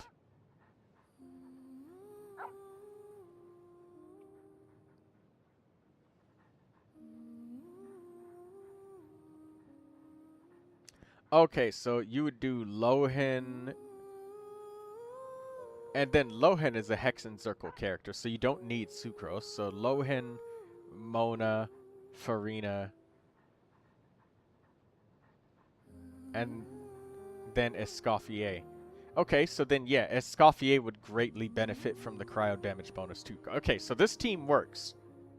See, yeah, that's the thing. I have to deeply actually question it when it comes to Celestial Gift because it's a lot more complicated using it with characters that are not Lohen. Okay, so Daydreamer, you actually cooked something up that's actually pretty good. You're treating Lohen like Skirk, but it works. Very good. That's very, very good.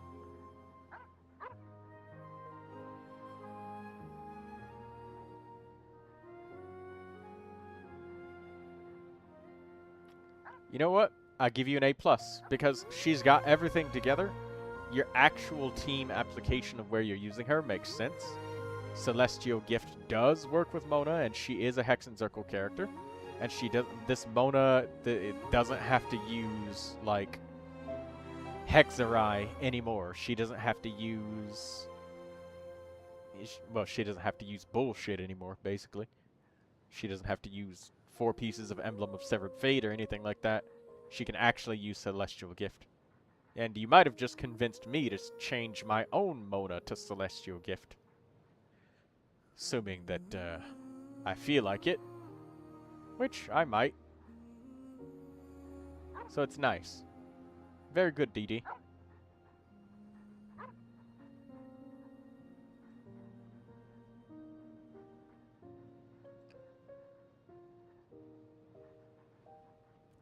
You got all of the statistics just right and the weapon just right. The only thing I questioned was a set bonus, but once you explained your team, I have no more questions about it. She's good. Okay. Nahida. Right. Etherlight, spin the loot. Interesting choice for Nahida. And a pretty decent choice, considering it gives her a 200 to her Elemental Mastery. That puts her over 1,000.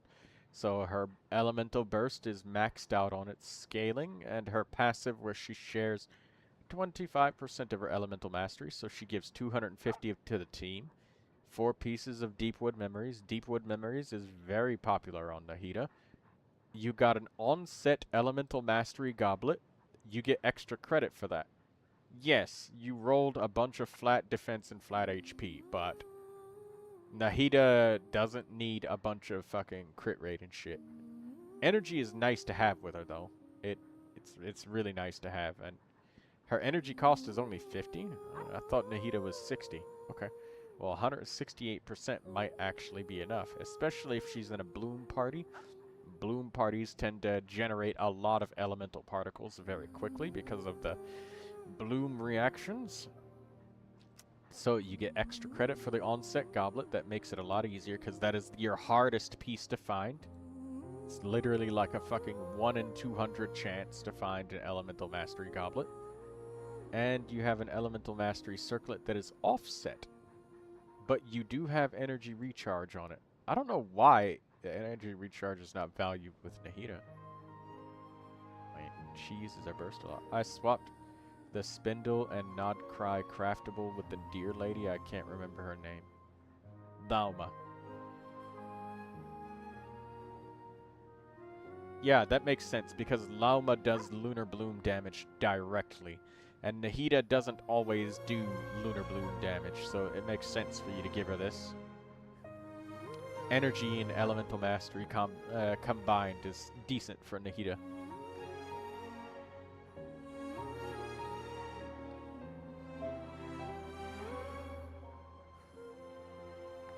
I give this Nahida an A+. She's got everything that she needs. She's got the set bonus, triple Elemental Mastery, and you have an insane Flower and Feather Daydreamer. You got nearly 80 Elemental Mastery on the Flower and the Feather. That is what's putting you above 1,000. That insane... These 2 pieces are crazy. Your Nahida is almost at 2,000 roll value as well, which is great. She's getting close to where it might be hard to replace our pieces. I have a feeling that it might be possible that a random circlet that's elemental mastery will just drop in the nearby future for you while you're busy farming for other characters. So keep an eye out for a circlet that's elemental mastery that might have even more energy, but you don't really need to worry about like crits and stuff on Nahida.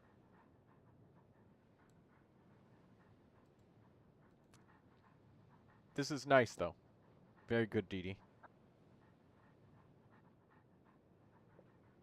A plus, Nahida. Hello, drawing in person. How are you doing? Alright, Ackerman. You're up.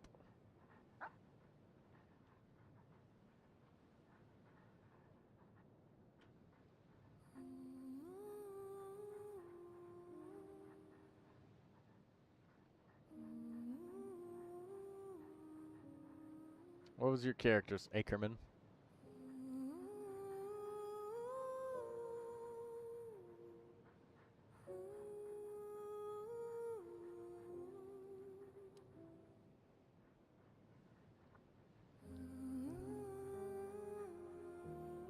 Nahida and Sucrose.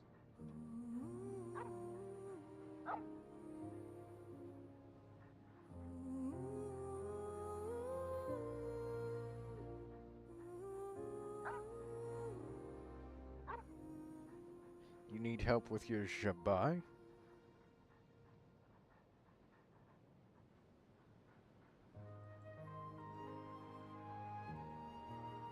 Six, 790 05477. Alright, we'll look at your Jabai next.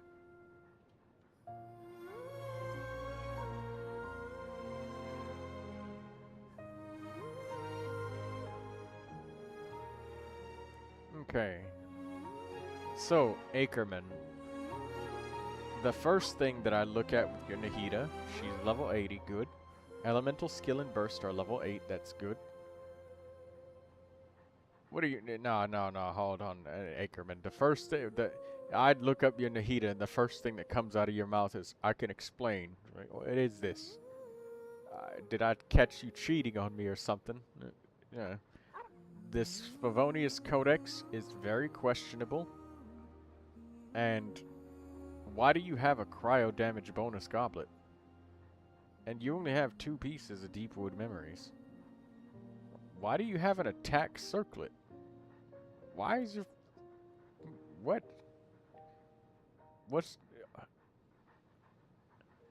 Daydreamer, lash him for me. He's... Yeah, you gonna get the lash for this.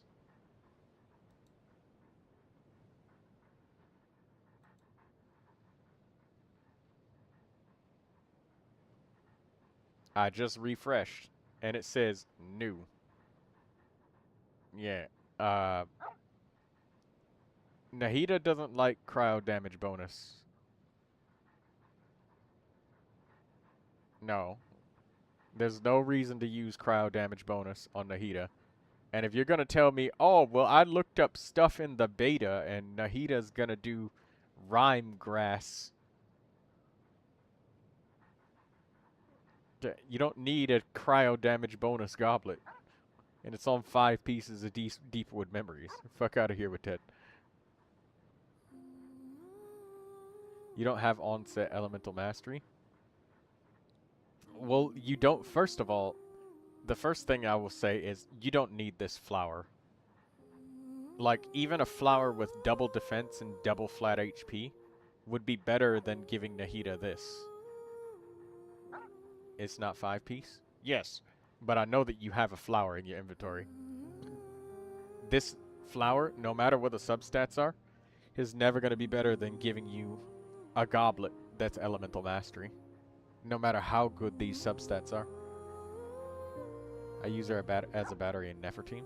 Yes, I get that, but in this instance, even then, if she's a battery in Nefer's team, like, Nahida would still do better if, like, it's like you're trying too hard. All right, what's the teammates? Because the thing is, like, Nefer doesn't need a bunch of elemental energy provided. And if you're trying to provide energy for Lauma, you probably overrolled on critical or something and need to just simply take an energy recharge on her. Rather than bringing an entire character and, like, sabotaging the character in order to make another character work. Like, that's diminishing returns right there. Because that's what's called overcooking, basically. And we had the same thing with another player who was trying really hard to get the passive on a signature weapon to work. Like, they were rolling attack and stuff just to get the elemental mastery bonus. You've seen my Lauma and Columbina. No, but you get 2 characters. And no matter what, like, Nahida really wants to get an elemental mastery weapon. You could give, if the energy is the problem, like, Favonius Codex might be like, oh, okay, but the cryo damage goblet is no, because any flower, and I know for a fact you've got to have a Deepwood Memories flower. It doesn't even have to be a good one. My Lauma suffers from energy recharge. And if that's the case, it would be better to give Lauma the Favonius Codex, because you'd literally get energy for her directly, as opposed to giving a shitload of energy recharge to Nahida. You would give the Favonius Codex to Lauma, so that she actually gets the energy, whether she crits or not. But yeah, just give literally any flower to Nahida. It doesn't matter, like, whether it's a crazy flower or a really shitty one. Then I have to build crit rate on Lauma. Base energy recharge is a thing, Ackerman. Also, Lauma has usage for critical rate and critical damage and stuff. Nahida, not as much. So that's a thing as well.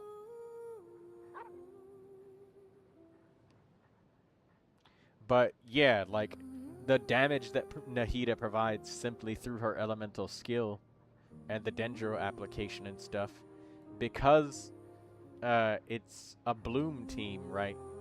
Nahida being only at 438 elemental mastery, every time Nahida is the one who gets the Lunar Bloom reaction to occur, she's sabotaging.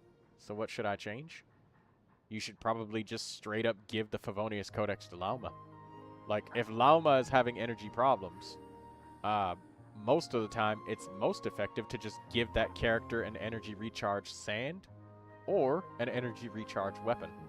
So that's what I say would be possible. If you want a deeper look at your Lauma, pick her instead of Sucrose. But I'm still letting you pick here because I haven't looked at your Sucrose. So if you want Lauma to be looked at, we could look at her. But 2 characters. But yeah, that's my advice for Nahida, is to give Nahida what she needs. Elemental Mastery Weapon. The flower doesn't matter, so drop this flower, because, like, you're getting honey trapped into trying to build crit rate on an Elemental Mastery character, because you're trying to use the Favonius Codex to make Nahida provide energy to a character. So, like, you're investing hard in Nahida providing energy and then sacrificing all of Nahida's elemental mastery. My Lauma has the event weapon that gives ER and EM. Yeah. So, yeah, do that for your Nahida. Because the Favonius Codex is, like, questionable. But, yeah. That'll make it easier.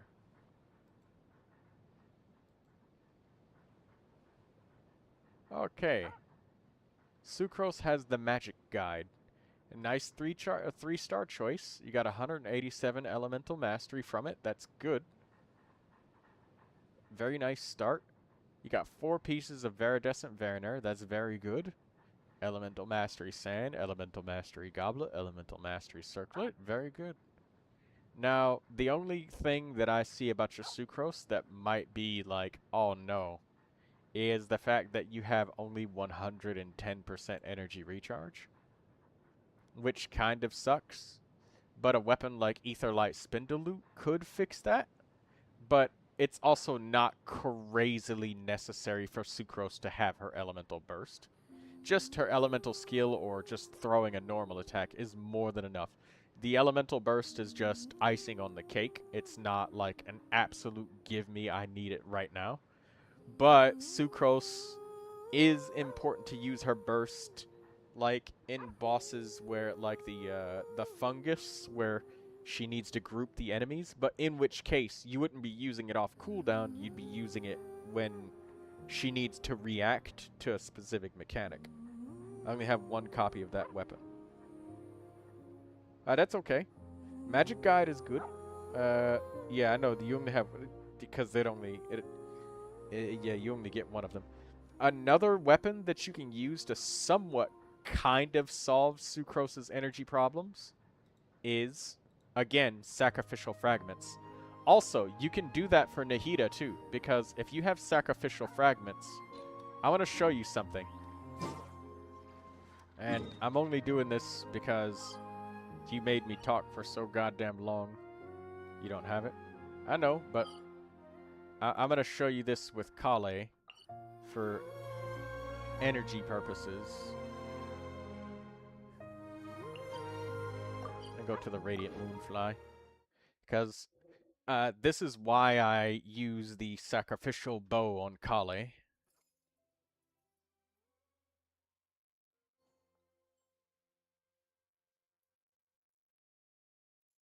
Or Sucrose. Is because they can, since they can use their elemental skill a second time, if you're using Nahida to provide energy to Lauma, let me show you Sacrificial Fragments. Or, well, a sacrificial weapon in general.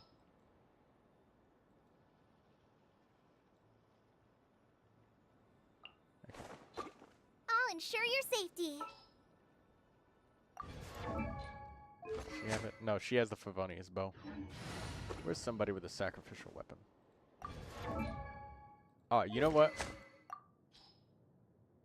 I think Sucrose has it. My experiment. When I'm getting sacrificial fragments, I don't know. Okay. I got you. I just wanted to show for the sake of demonstration. But normally she has 2 skill uses. Oh god. It did trigger. The pinnacle of excellence. Because I don't have refinements. Trigger, please. Animotech 6308. Right there. I was able to use the elemental skill 2 times in rapid succession to generate a lot of animo energy. And it would do exactly that for your Nahida. She'd be able to just elemental skill 2 times, which is way better than Favonius Codex. I know how sacrificial weapons work. Okay. Well, now I know that you know, and I'll shut up about that. But I hope that you get lucky enough to get some sacrificial weapons. You don't have those? I see. So in which case, I would say that Nahida does a very large number of hits. Leaving the critical rate circlet for a little while is nice. But eventually you'll want to do full elemental mastery. And I believe that using a regular ass flower might help lean towards that goal. But I guess it's a weapon deficiency at this point. As opposed to it being a character deficiency, it's the fact that your weapons aren't allowing you to get what you need. So full EM Nahida with a sac weapon. Yes, full elemental mastery Nahida with sacrificial fragments would absolutely fix it. Because Nahida, unlike Kale and Sucrose, when she uses her elemental skill, it just hits them like a million, billion fucking times. Like, it's just hit over time.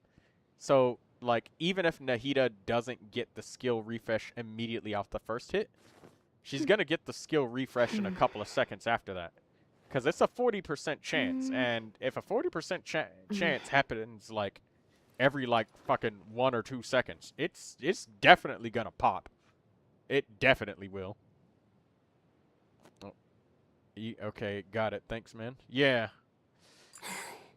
Oh, I feel so...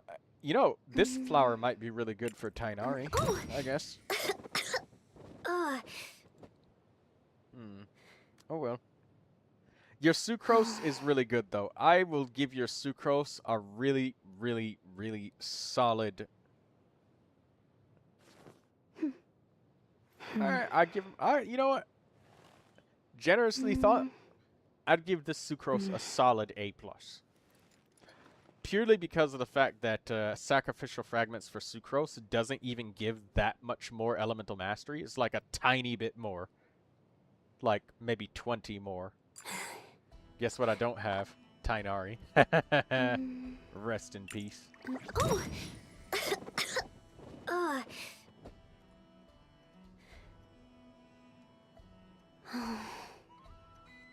She's got... Sucrose honestly has everything. Sucrose doesn't even need Sacrificial Fragments that badly, because she doesn't need to spam her skill that much. She only needs to use it like once. And that's it. And that's if she feels like using it. Most of the time, even just using a normal attack is enough. So what weapon should I aim for on Sucrose? I would honestly say that the Sacrificial Fragments is what you should aim for. Either that or... I know you only have one copy, but I'm saying it just to say it. Aetherlight Spindle Loop, because it's just a good weapon. It gives energy and elemental mastery. Sacrificial gives 221. I mean, that's about it. There's also the magic guide. So you literally have one of the 3 recommended weapons already. That's why I said I'm giving your Sucrose an A, because like the Sacrificial Fragments for Sucrose is like it's a little bit of an upgrade. You can sometimes use your skill in extra time, and sometimes you give a little bit of extra energy, but it's really rare for Sucrose to be on a team where she's providing energy to another Anemo character. And she doesn't even need to use her burst all the time like that. She just uses it in response to mechanics or whenever the fuck she feels like it, I guess. If there is no mechanic that you need it for, like grouping up a bunch of fucking fungus or minions or something. There ain't shit else. So, I mean, there's only so many weapons. And up until recently, there was only like 2 weapons. The magic guide and fucking this. I suppose if you're desperate, you could use Mapamare, but I don't think there's anybody who doesn't have a copy of the magic guide. And if they aren't, then they're probably like less than adventure rating 45. So, yeah. I beat that fungus with the Sucrose build. Yeah, exactly. You see, that's what I'm saying. Your Sucrose is fine. She's solid. You could leave your Sucrose alone and never upgrade her again, and I would say that this is perfectly fine. A good Sucrose. That's why I say I give her A+.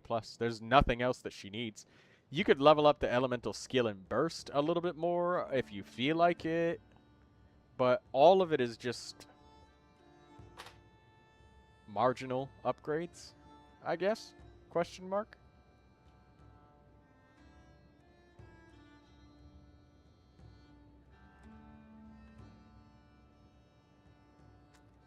I'm hoping that you get Sacrificial Fragments someday, my friend Ackerman. I hope that the standard banner gives it to you. The character banner will give it at some point, but it's just being stingy.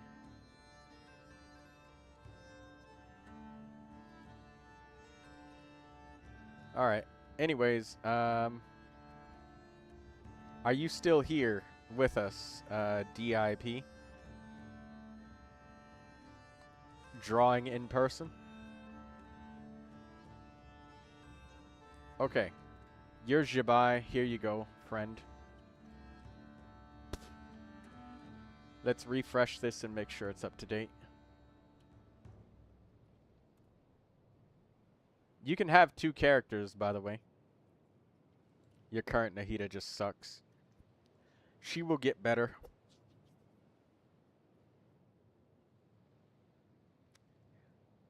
Okay.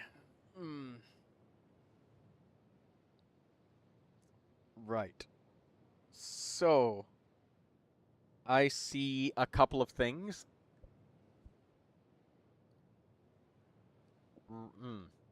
So your Jibai is level 80.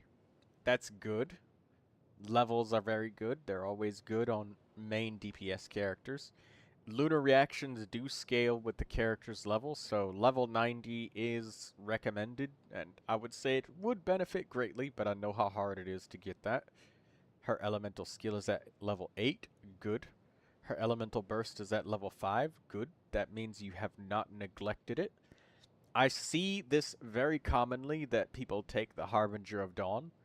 Harbinger of Dawn is a good weapon, but the lower the investment of your Jibai, the better that Harbinger of Dawn is. The higher the investment of your Jibai, she starts to favor the 4-star weapon called the Flute of Ezpital, as the defense scaling sword. And if I can show that sword,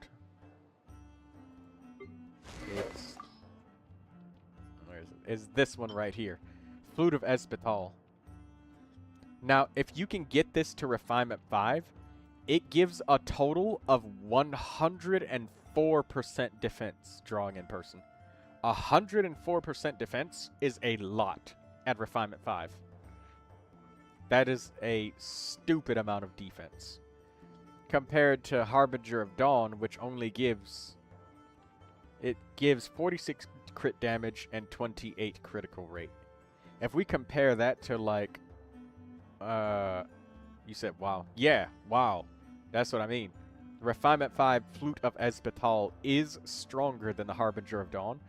And, like I said, the weaker and lower invested your Jibai is, the more helpful that the critical rate and critical damage of the Harbinger of Dawn is. But your Jibai, I feel, would be much stronger with Flute of Ezpital because your defense, 2,099%. Your defense would be even higher if you took Flute of Ezpital. And yes, you will lose 46 crit rate, so you'll be at 200% crit damage.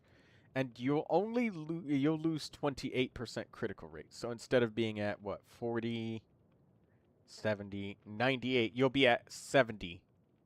So you'll be 70 over, like, 200.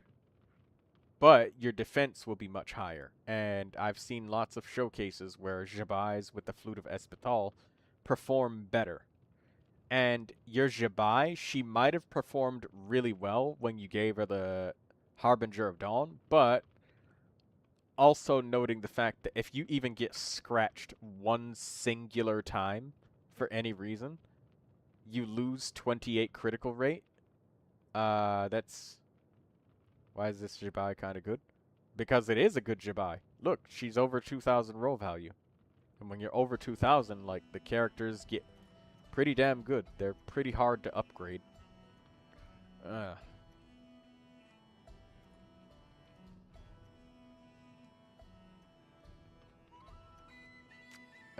Yeah, they're pretty hard to upgrade after that. So, yeah, your Jibai is at the point where I would say, hey, buddy, switch to the Flute of Ezpital.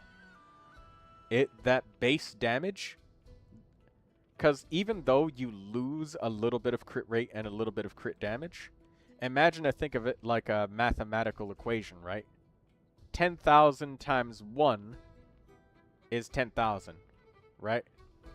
But 9,000 times 2, that's 18,000, right? 8,000 times 3, that's 24,000. So, like, when you balance your statistics out by the base being multiplied by, you know, well, something better, it works out better. So, balanced stats is good. Just giving you the exaggeration. If your defense was like 2 defense, but you had 10,000% crit damage, your damage would be shit. Because, like, you got infinity fucking crit damage, but your defense, it's like infinity of fucking 1, which is like nothing, you know? There's very little. So yeah, try switching to that weapon. Other than that, I think that your Jibai is absolutely magnificent. You got 4-piece Night of the Skies Unveiling. You've got Defense Sand, Defense Goblet, Critical Circlet. Good night, Troy. See you next stream. Good night, Ackerman. Sleep tight. Just know that I'm gonna be sleeping like that, like hell after this. I'm gonna be knocked the fuck out. I'm going to sleep after this stream. I need the rest. But I had some candy, so it woke me up. Troy's being powered by sugar. You pick another character into a review? No, you do it, drawing. I'm not picking people's characters. You pick them. I don't want to set the precedent that I'm going to pick out characters and then I'll pick a character. Somebody's going to be like, no, I don't want that one. No, you pick it.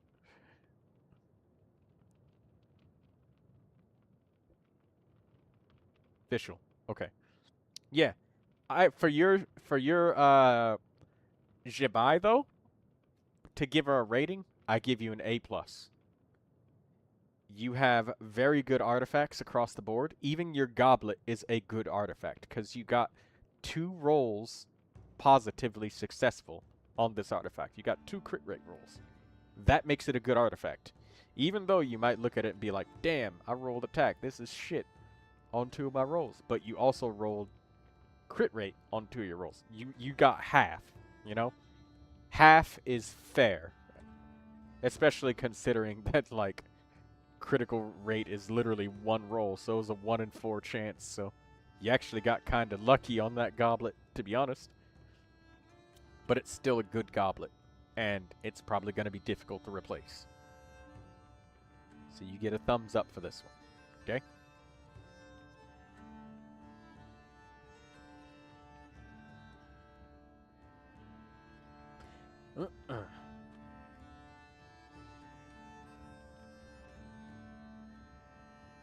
Your Jibai is very good.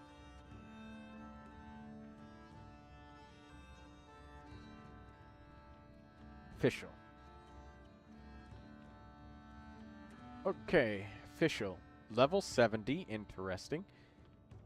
So you got level 6 on her elemental skill, level 3 on the elemental burst. Okay. Interesting. You gave her the stringless, decent weapon, elemental skill, and elemental burst damage. And it gives her a bunch of elemental mastery, so that's good when she's in aggravate or overload teams, but it also says that it gives direct elemental skill and burst damage, so that's good. Critical rate, 61. Critical damage, 129. Energy recharge, 116.8%. And 4 pieces of golden troop. You have an on-set electro damage bonus goblet. You get extra credit for that because you have an on-set goblet. I like to see that. I like to see on-set goblets.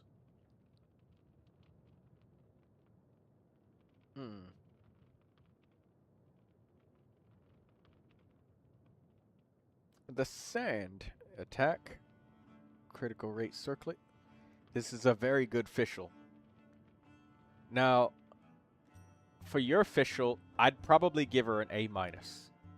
Because while she has all of her ducks in order and all of the cookies in the pan, this is my team, enough officials, Columbina Sucrose. Okay, so that is clearly a lunar charged team. So I give your official an A minus. And A minus for general usage too, not just your lunar charge team. And the reason is your official is at level 70, and character level when it comes to like lunar reactions and all that shit, that directly influences her contribution to the lunar team. Even though she's lower on the totem pole because her level is lower, her elemental mastery is lower, thus she's ranked like 4th place in the contribution of that team. It's still not 0. And also, official contributes quite a lot of personal damage. If you're doing Inefa, official, Columbina, Sucrose, you know, somebody's spamming a lot of normal attacks in that team, and I think that it's Sucrose spamming them. And official gives a Hexen Circle buff that gives bonus attack to everybody on her C6. It doesn't show it here, but... So, that's quite substantial. And, the thing that hurts her the most is the fact that her elemental skill is only at level 6. So I would say getting her elemental skill to level 7 or 8 would be very nice in order to really, really boost her potential. And also, level 80 as well as getting character level 80 as well as getting a level 90 weapon would lead to very, very significant bonuses in the amount of damage that she outputs. So if you're ever having a performance issues with that team, take a look at Fischl and give her some investment. So the only reason I'm giving her A minus is because she's really good. She's got all of her ducks in order. I really like everything that you got here. She just needs a little bit more gas in the tank, if you know what I'm saying. And she will be an absolute monster. She just needs some of that level ups. You know what I'm saying? So no RNG, no need to change any of your artifacts, because your artifacts are great. They're really good.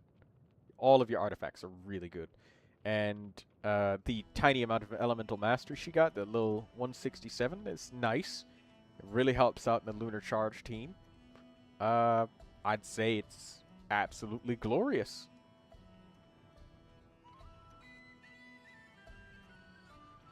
So yeah, she just needs gas in the tank. That is my only criticism. And it's an easy fix, but it's visible how much less damage she deals when she doesn't have those extra levels on her weapon and maybe character level to 80.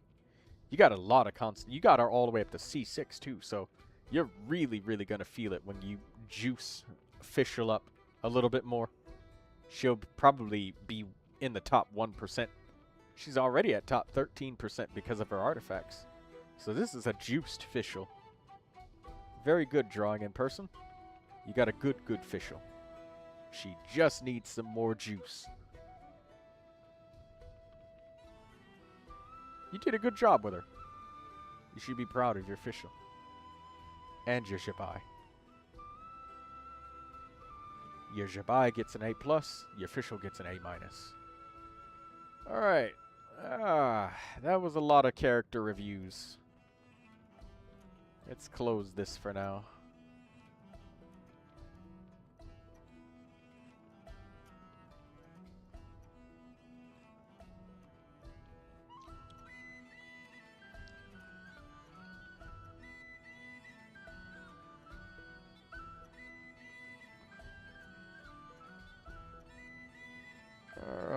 There we go. All done with this. Holy shit. Oh. Woohoo! This is gonna be fun! And my resin fucking recharged fully while I was just sitting here yakking. Oh. Hurry up, Brassa!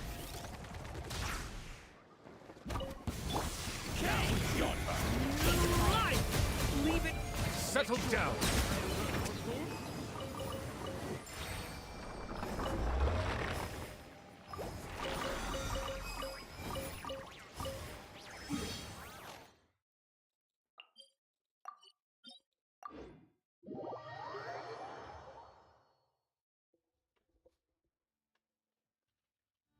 Let's go!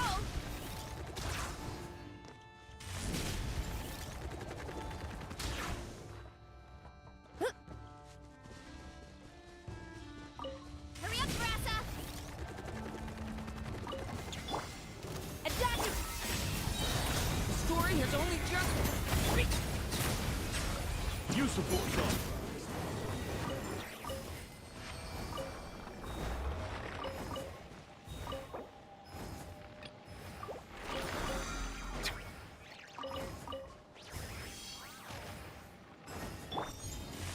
Use the force authorized. Change a little remove Sorry, couldn't fix it.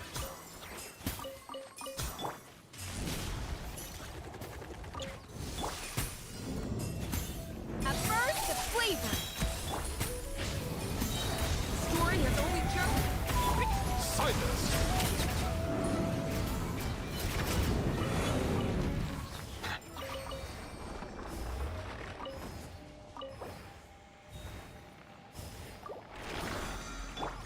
Late again.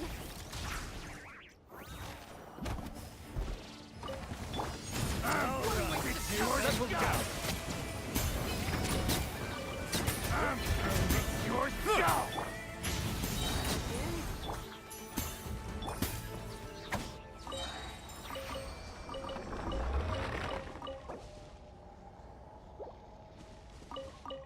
Alright, there we go. We spent up all of our resin finally.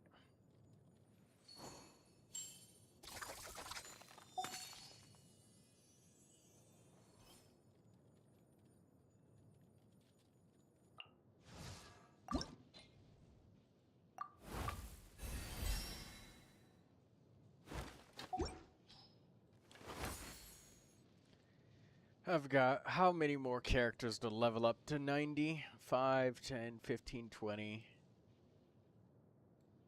25, 26, 27 more characters to level up to 90.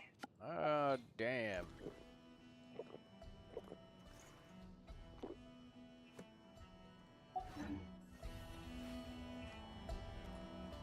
Jesus.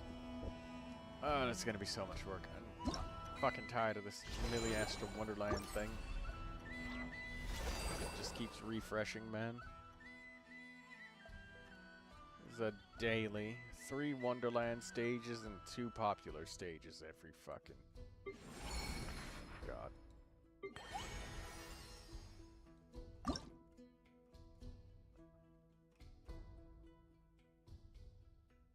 Oh god, long-term play.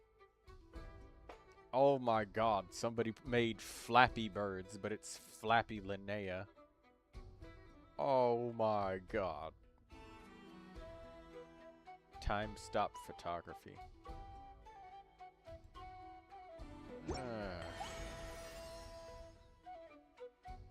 Oh, they give us expiring Primogems.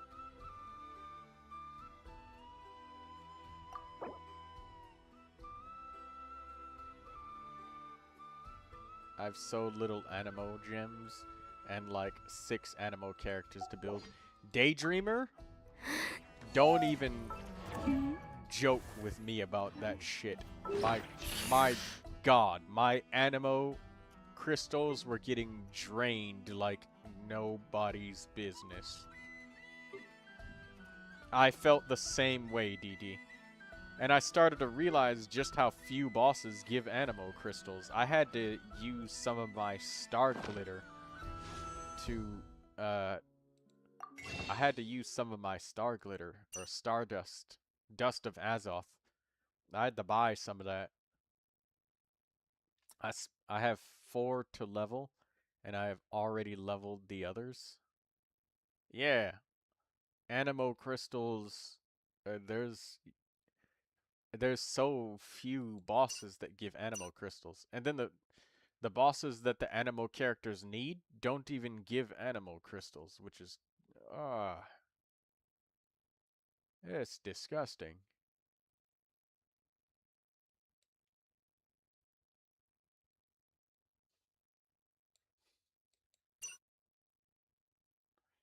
You gonna pull more Animo characters too? I'm gonna pull your Animo characters, DD. Give me your prune. You have prune, don't you? Give her to me. The only Animo I'm not pulling is Chaska.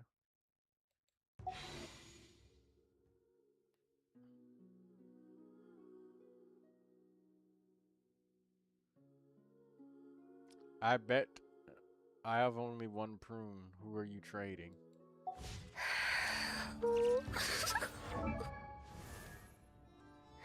I don't know. I'll give you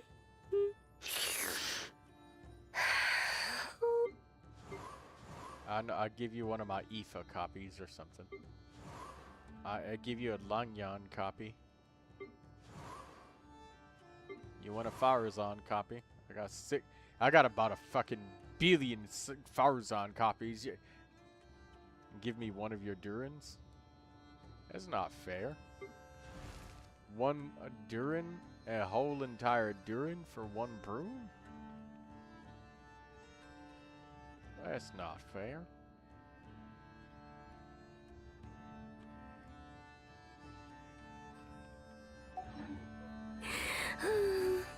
Daydreamer's extorting me.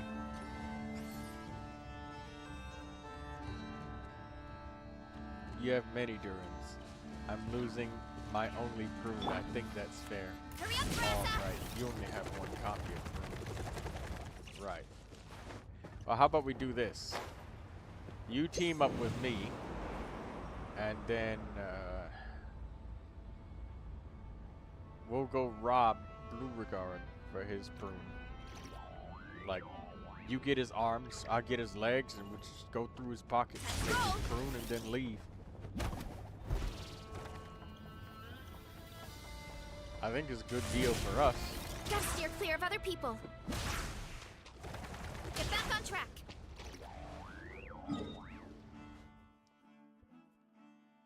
If he tries to struggle, you just punch him in his ankle.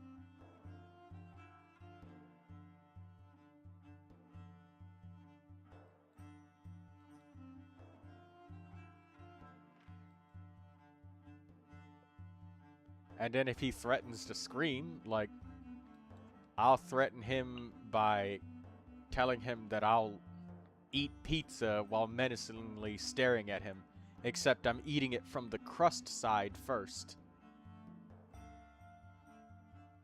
And I'll maintain direct eye contact the entire time, eating it from the crust side first.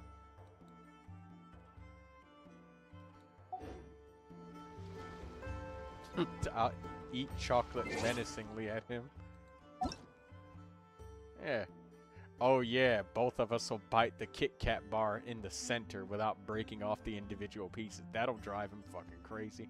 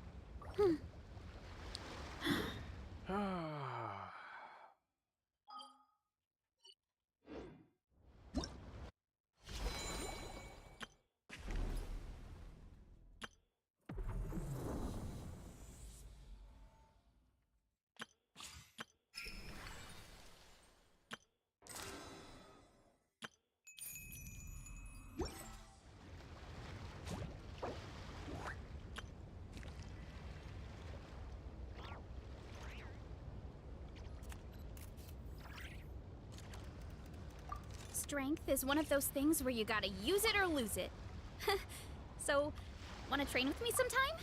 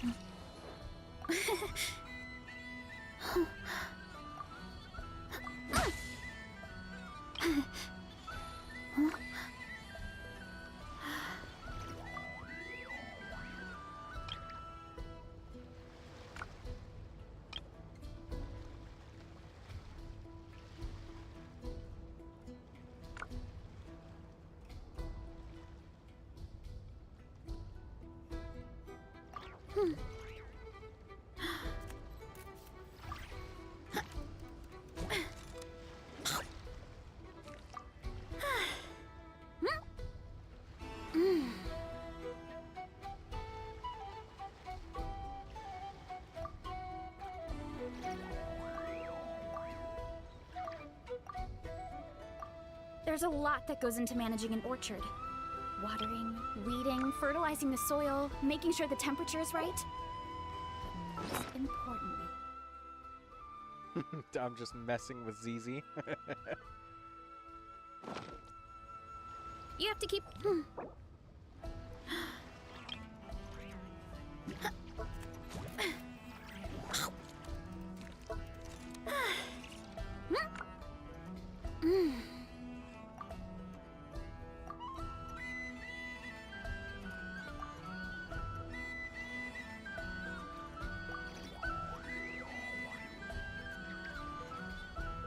My parents always say, no matter how busy life gets, you should always sit down and enjoy a proper meal when you get hungry. What I like to do is stack my plate up high, then squash it all down. Take a deep breath. Daydreamer, you're in the Divergent universe. You're surrounded by people. What?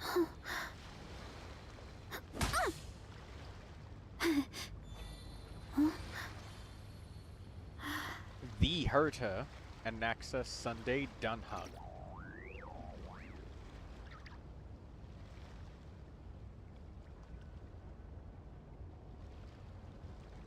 Alright, you're spending your resident Honkai Star Rail.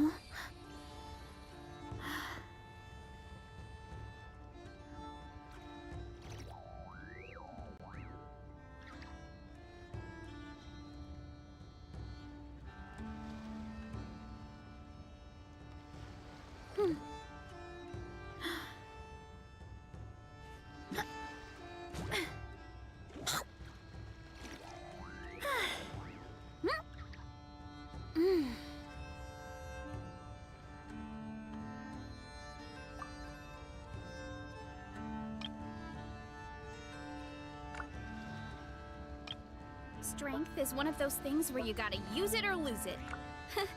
So, wanna train with me sometime?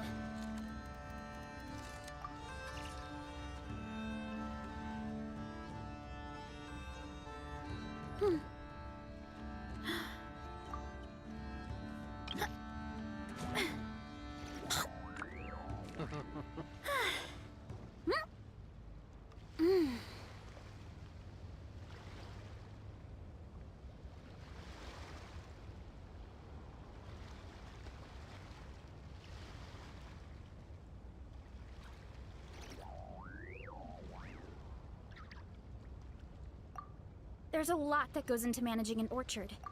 Watering, weeding, fertilizing the soil, making sure the temperature is right. But most importantly, you have to keep the fruit in a good mood.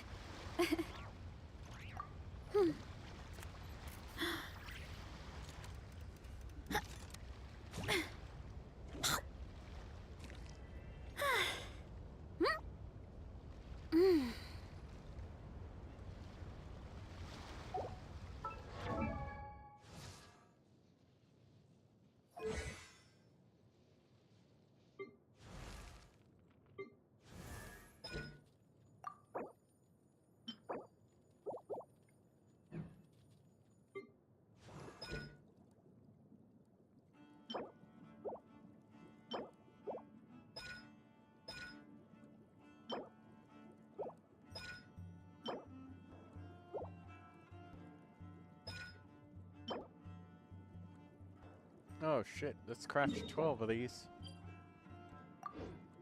We can level up Columbina's Elemental Burst to 9. Let's go do that.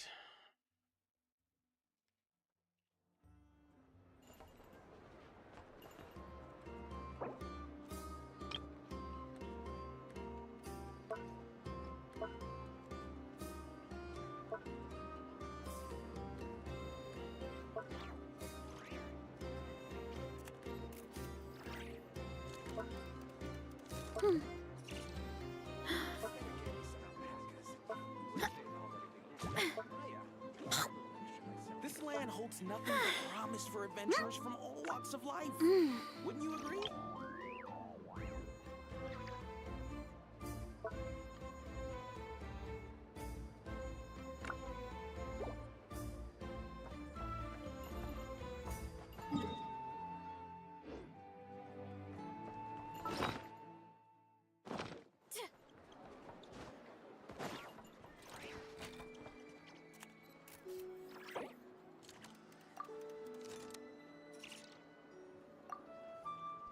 Did you get the burger?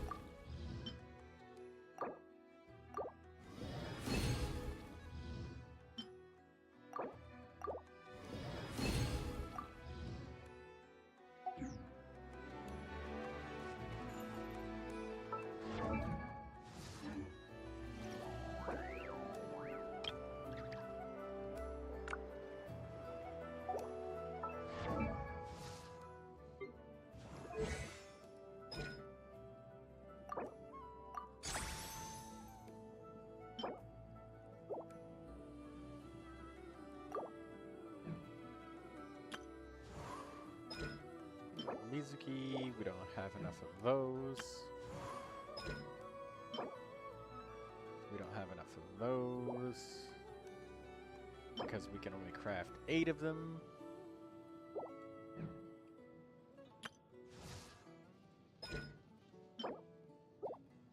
We might be able to level up this.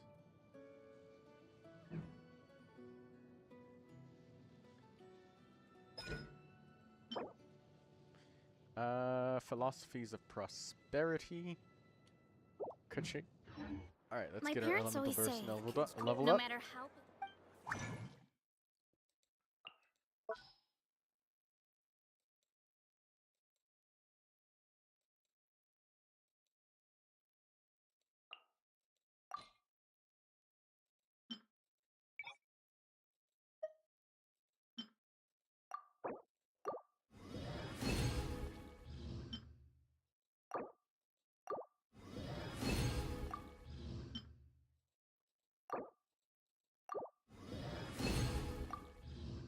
Damn, not enough prosperity.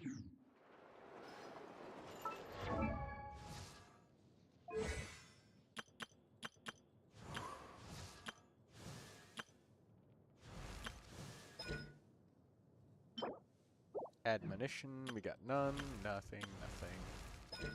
Dea? That's Praxis.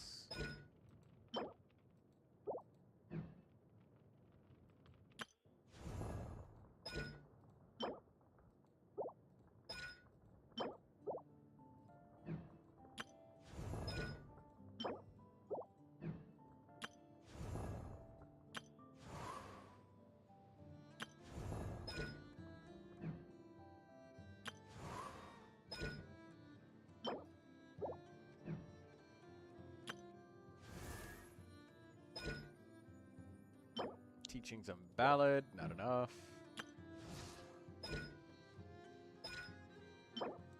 Elegance, not enough. Got Beto, not enough for that. Rara? Oh, that's Transience. Bennett?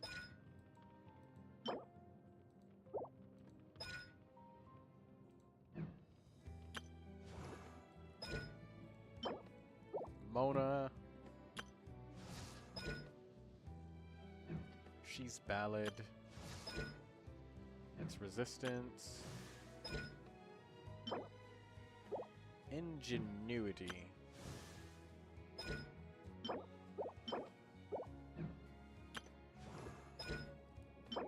Gold? No. That's gold. Diligence? No, we only got 3 of those. nothing. We could level up Pyro Traveler's skills like crazy, but he's the Traveler, so I ain't leveling up shit for him. The worst character in the game to level up talents for.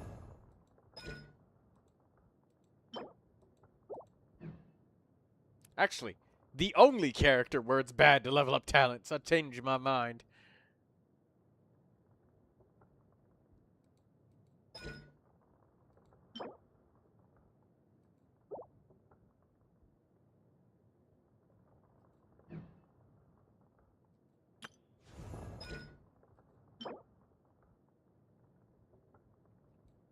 Philosophies of Dying Light? No.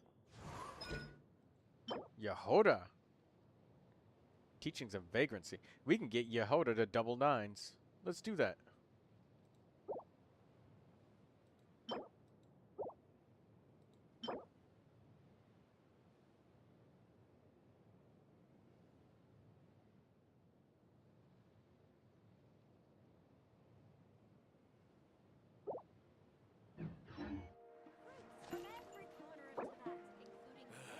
Better to just let the youngins choose their own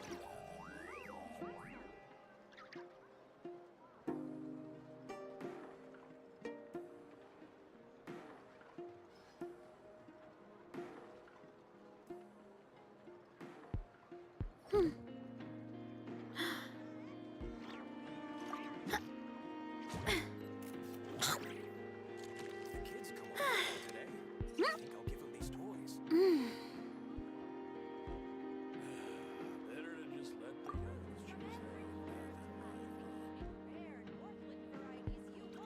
choose their own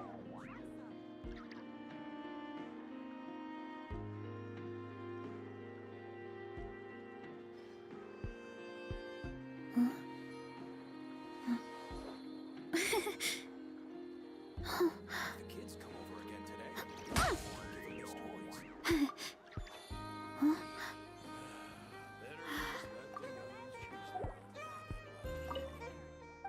Alright, let's make 24 of these for Yehoda. Yehoda, we are going to get to double level 9. She is our best lunar support that we have.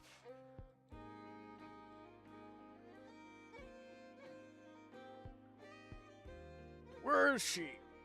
Ah, there she is. Alright, Yehoda.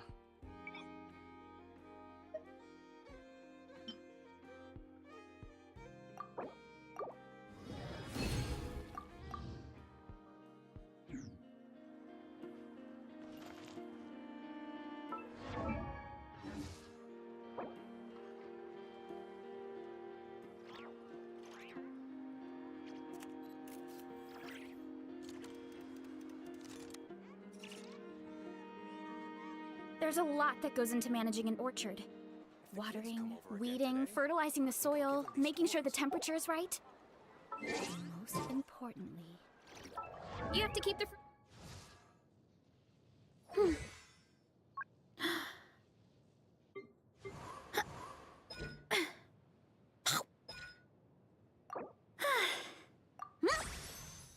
There we go. And now we need to make 12 of them for the elemental skill. fruit in a good mood.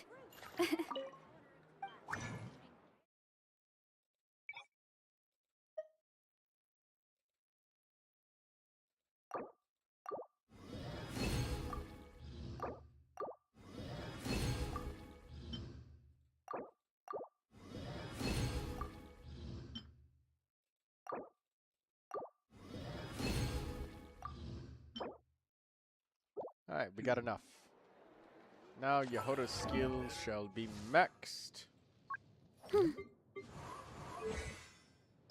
Well, it's actually at 9 now.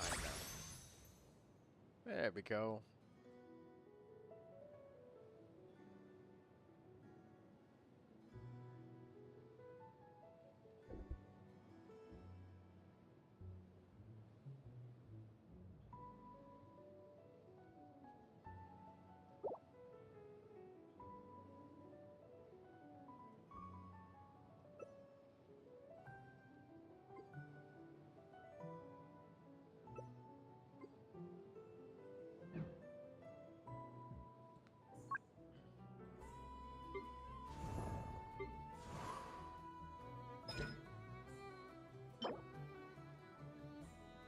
have 0 conflict. No diligence. No order. Leftover. That's admonition. That's Tainari's. Transients. Nothing. Light. We have a little bit, but not enough.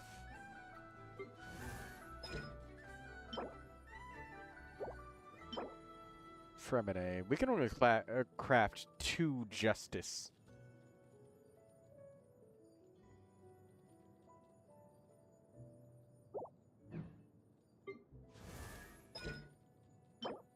Ballad, not enough.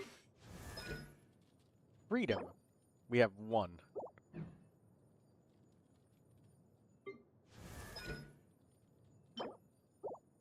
Oh my god. Contention. Oh my god, we can craft 68 pieces of contention? Alright, well, it's time to level up, Jesus! Alright, well, it's time to level up,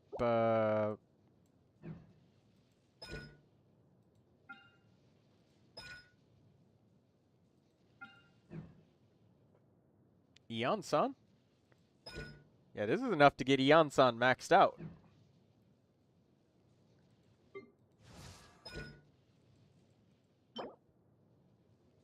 We can crown, we can crown our boy, Auroron. Alright, let's get double level 9s for Eon-san.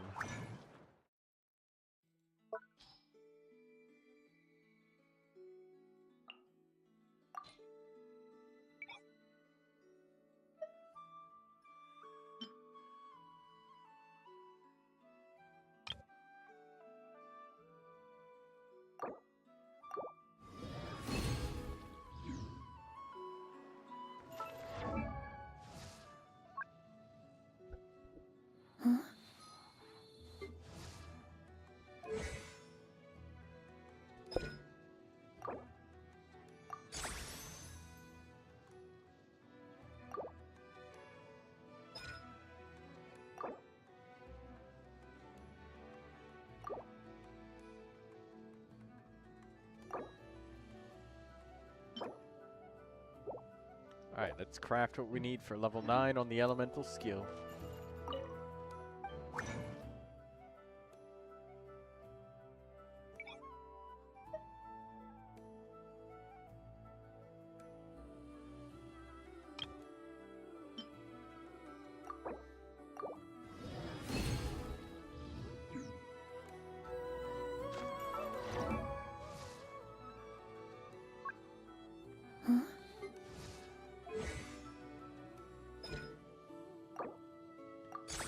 There we go. Ladies and gentlemen, Troy has officially spent up all of his fucking money again. I had like 3 million, but I just leveled up talents across like a bunch of characters all the way up to 9. I have enough talent books to crown Eon-san and like double crown Eon-san and double crown Auroron. I would have never thought I had enough kindling and contention to do that, but I never had characters that use those, so well, it is what it is now. Let's have a look at Dory.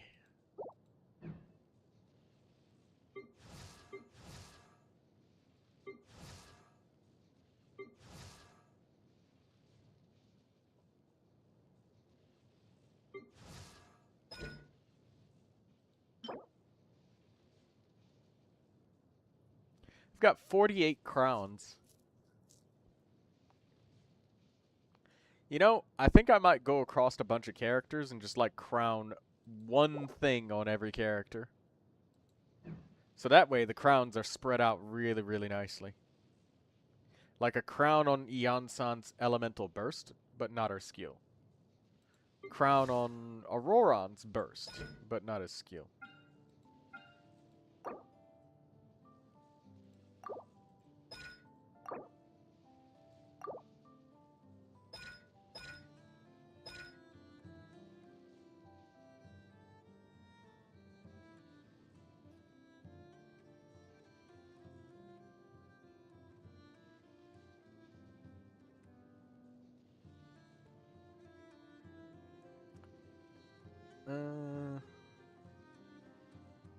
When they take electro or lunar charge damage, Night Soul aligned damage to other nearby characters, consume. Night Soul aligned based on 160%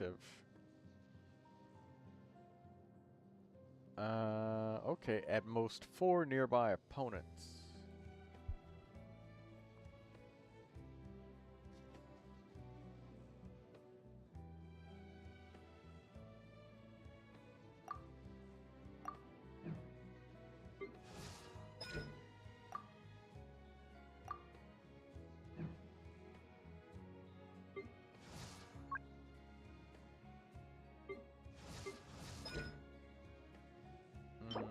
What we got? Elegance, Ballad, Diligence. Oh my god! Philosophies of Elysium. We need to make 24 of these, for Ino.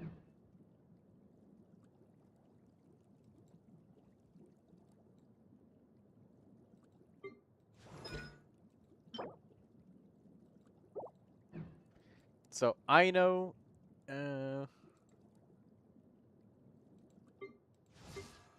Yansan, Auroron. Yeah, Ino's gonna be our next double level 9.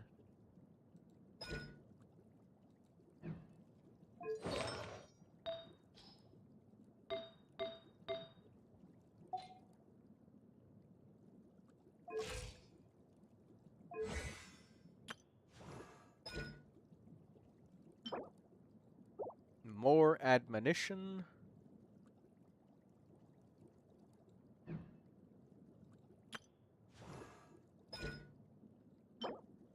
Freedom.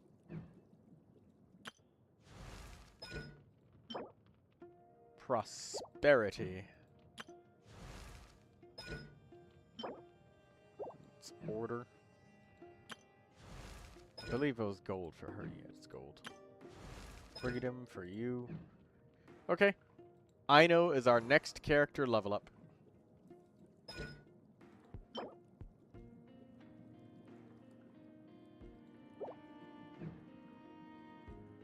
And then we'll crown Auroron, crown Eonsan. My character roster is small enough to the point where I believe every single character, damn near, can get a crown. At least one.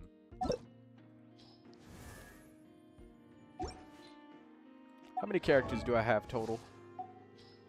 5, 10, 15, 20, 25, 30, 35, 40, 45, 50, 55, 56, 57, 58.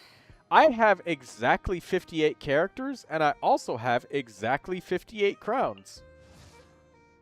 Holy shit.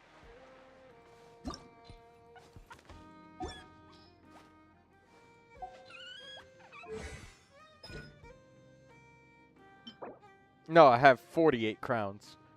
But some of the characters won't need a crown. Like Dory won't need one. Oh well. I have 58 characters, 48 crowns. My parents always But I say, used multiple crowns matter on some how of the busy- characters, so it's sensible.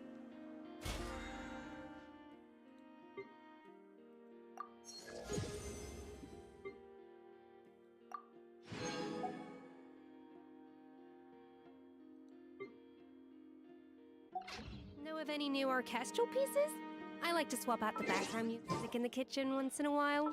It's a great way to Lindsay says New now she wants inspiration. chocolate.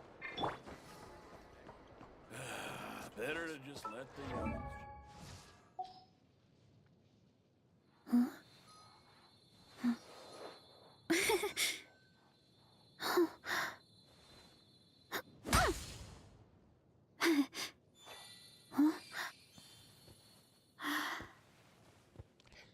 It would be great if the Traveler just increased in base stat power.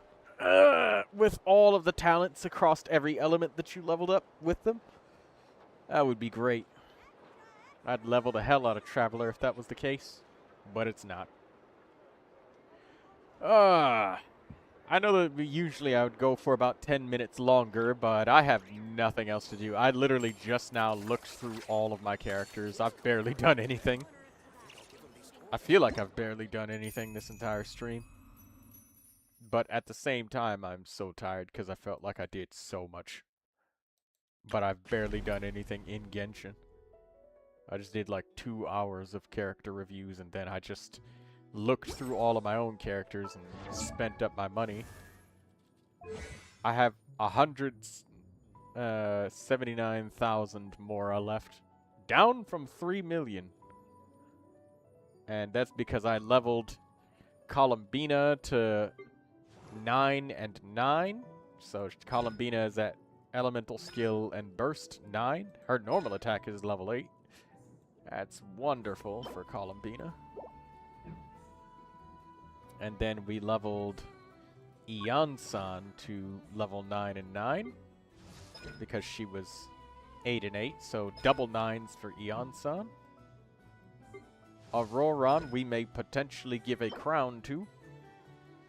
Because we have Philosophies of Kindling. We could potentially give a crown to Eon-san because we've got 49 pieces of contention available. Purple ones.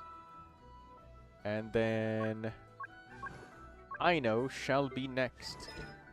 Because we have enough Philosophies of Elysium for double level 9. I can't believe this was all just sitting in my inventory. At the same time, I kind of can because I've been hard focused on just power leveling characters. I've just forgotten all of the chests I've opened up and the times that I've used my parametric transformer. Daydreamer says you can't pay me to level Aino's skills. I need her though.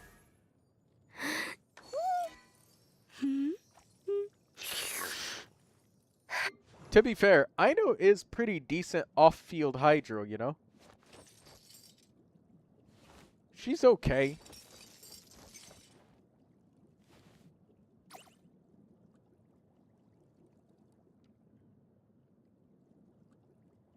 But when she doesn't have Ascendant Gleam, she's pretty awful for Hydro application.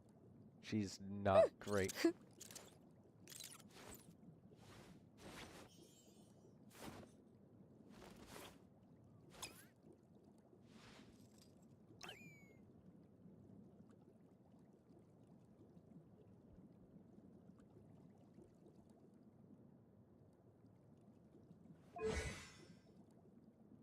She's definitely not the most powerful character in the world, that's for sure, but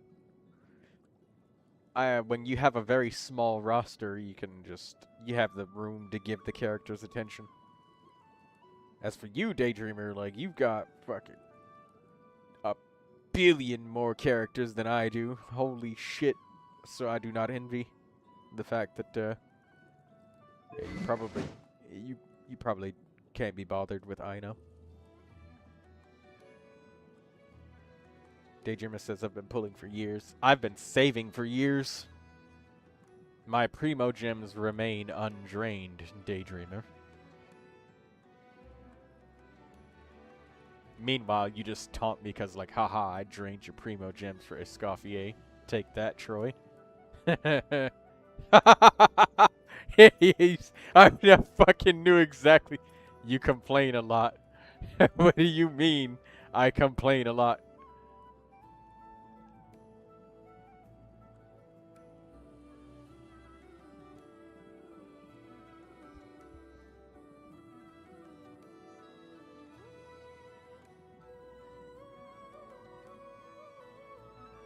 What do you mean I complain a lot?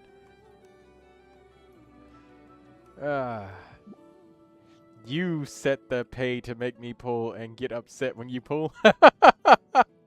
I know. I know.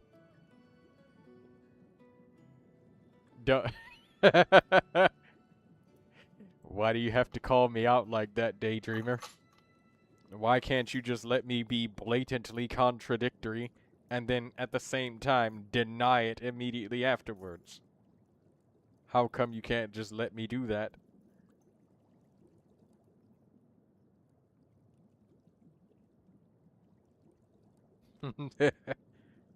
You did that to yourself.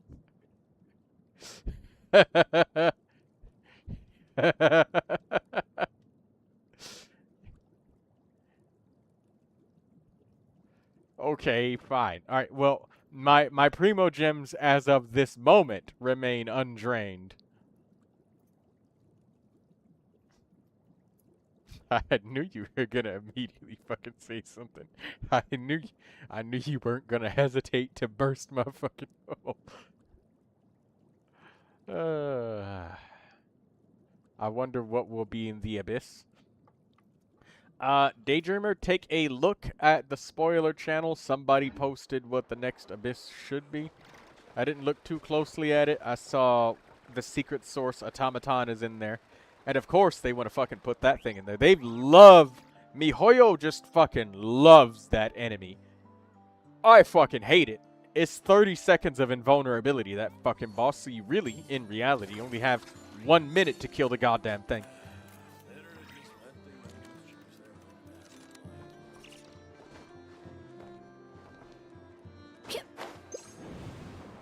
I hate that boss so much.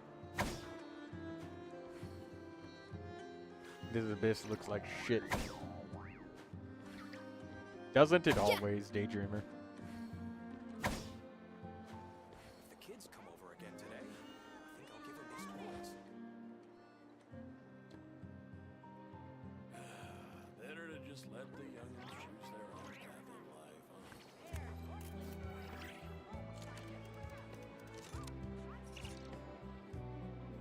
Even the most unassuming ingredients can produce astounding flavor.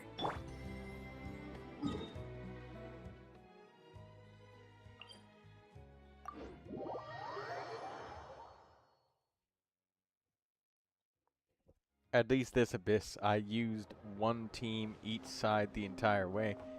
Yeah. You're gonna have to switch it up per floor. That shit is the shit that's the most annoying. That's why I said... That's why, like, for the longest time, DD, I've said, you know what? Fuck it. Give me 2 stars all the way through. And if I can get, like, 3 stars on one floor, then I'll take 1 star on another floor. Fuck it. 2 stars. In some of the abysses, I said I will just take 1 star. That's it. I will do 1 frickin' star. 1. And I'm good after that. But changing it up per floor just to get 3 stars is... I'm getting too old for that shit. Yeah, it's not worth sweating. You know, I might honestly do a video where I start where I go backwards in time. Like, I add up the amount of Primogems that it's possible to get from every Spiral Abyss 36 stars since launch. And I guarantee you, it's probably not even going to add up to Hard Pity for 1 5-star. The elements required are going to be the problem, this abyss. It probably is.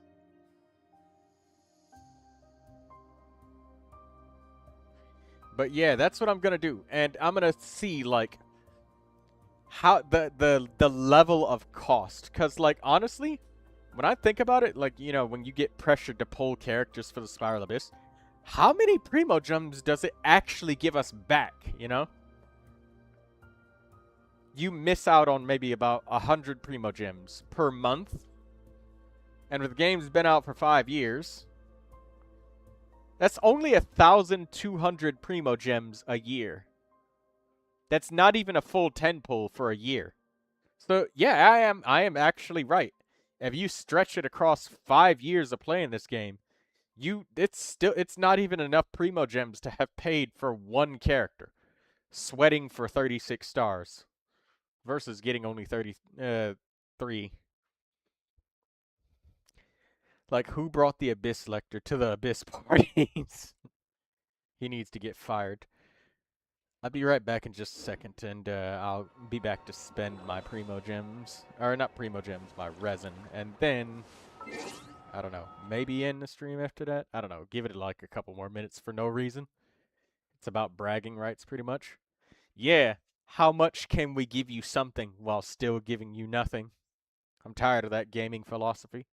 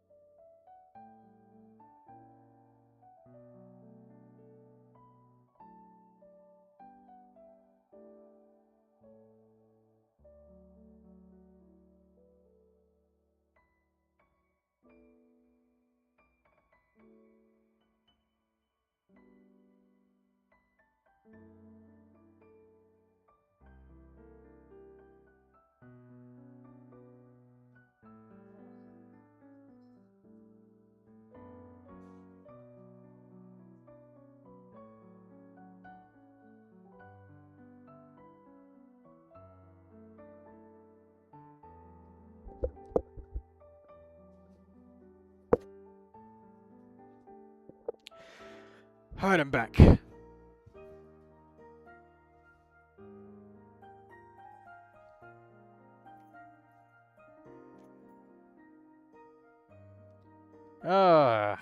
Let's spend our 20.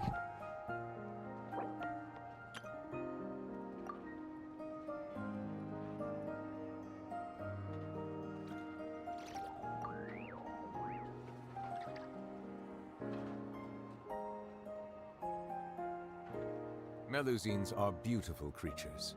They are the pride of Fontaine. Be sure to befriend them. And cause them no harm.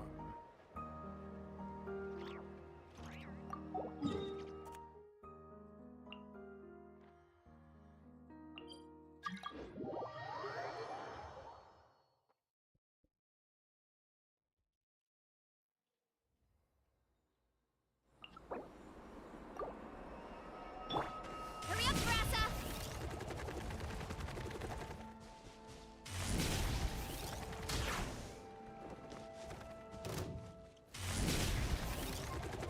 Looks like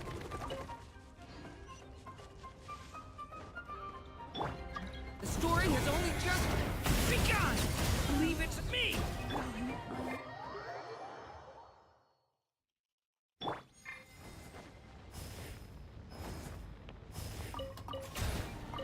Bow your head.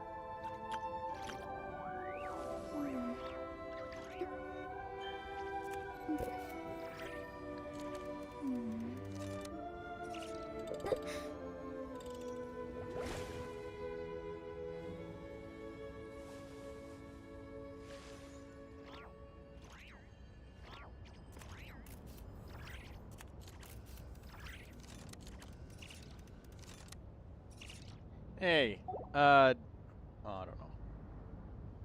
Hey, Daydreamer. Before I end the stream, do you have Farina on your other account? Fate is Navigating called the as world such, is a for whole it lot cannot be easier with a few changed. different Nor identities can to it be choose from. Need me to come up with some for you?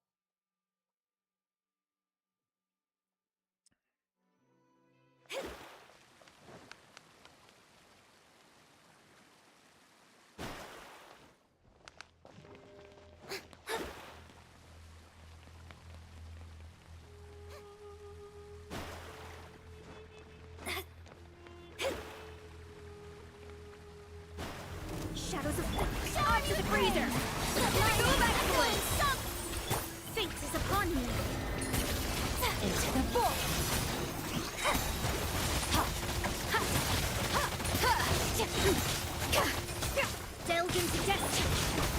A dash of frosting. Juice on the loose. Decided by destiny.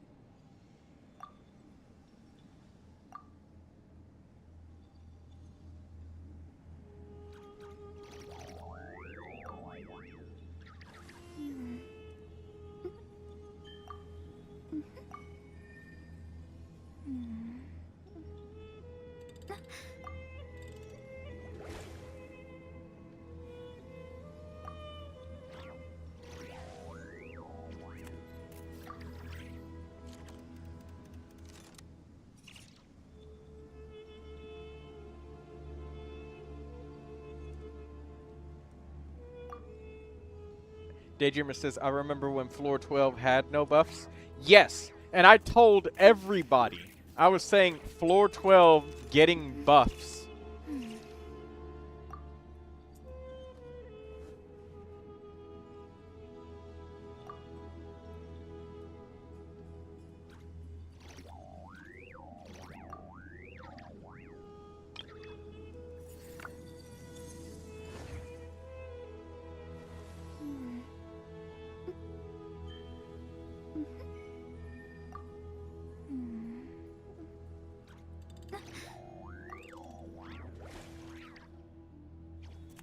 The abyss is like the world's shadow.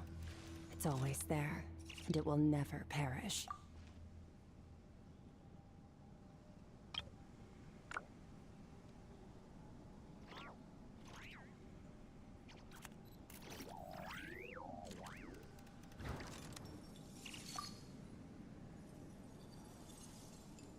Divination is about precisely foretelling one's written destiny. Over-embellishing that fate only leads to misconception.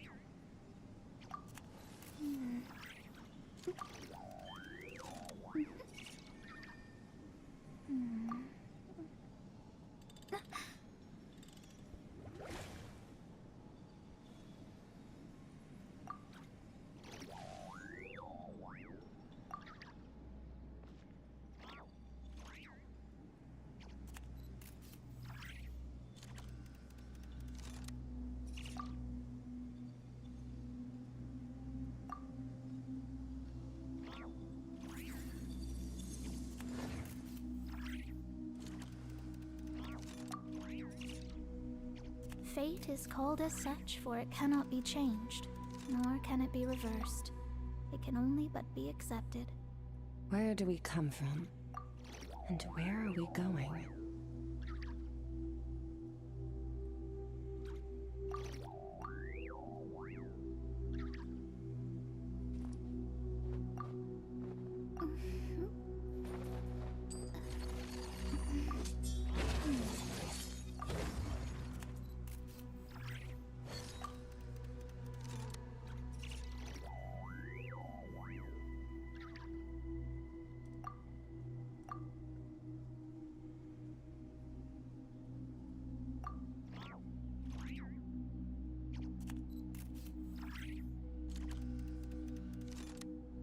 All things come to an end. Astrologers Even must time rid itself. themselves of material desires. Only by ridding oneself of clutter can one see the true world around them.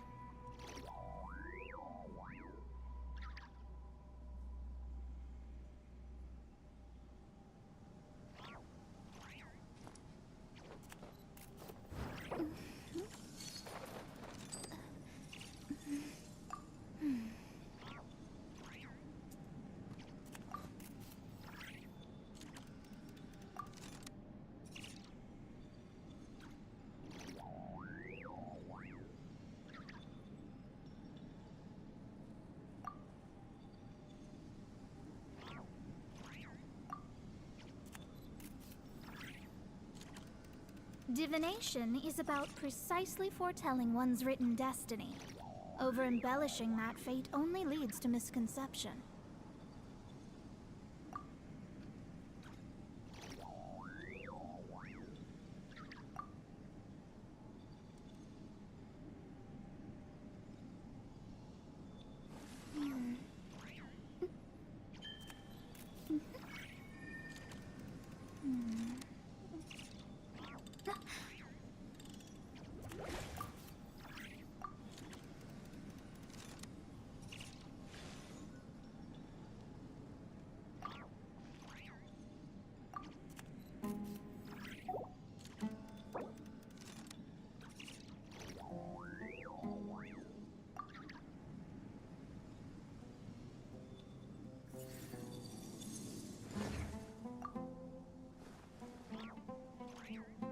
Astrologers must rid themselves of material desires. Only by ridding oneself of clutter can one see the true world around them.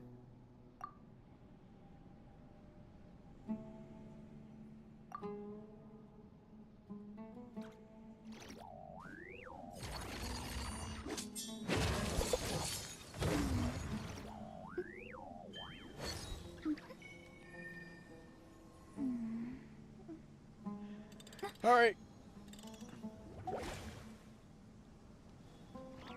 I'm gonna end the stream now.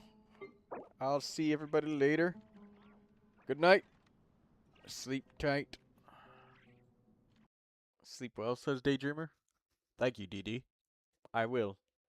Give me one of your crochet pillows that I can sleep with. Let me use that bunny that you made.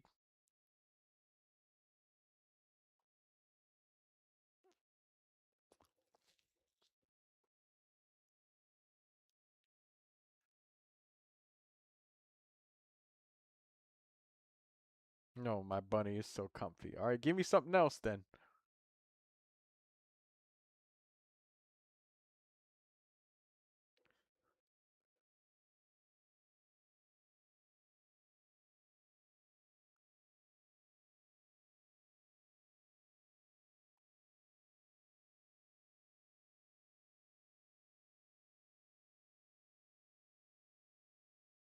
Alright, time to go.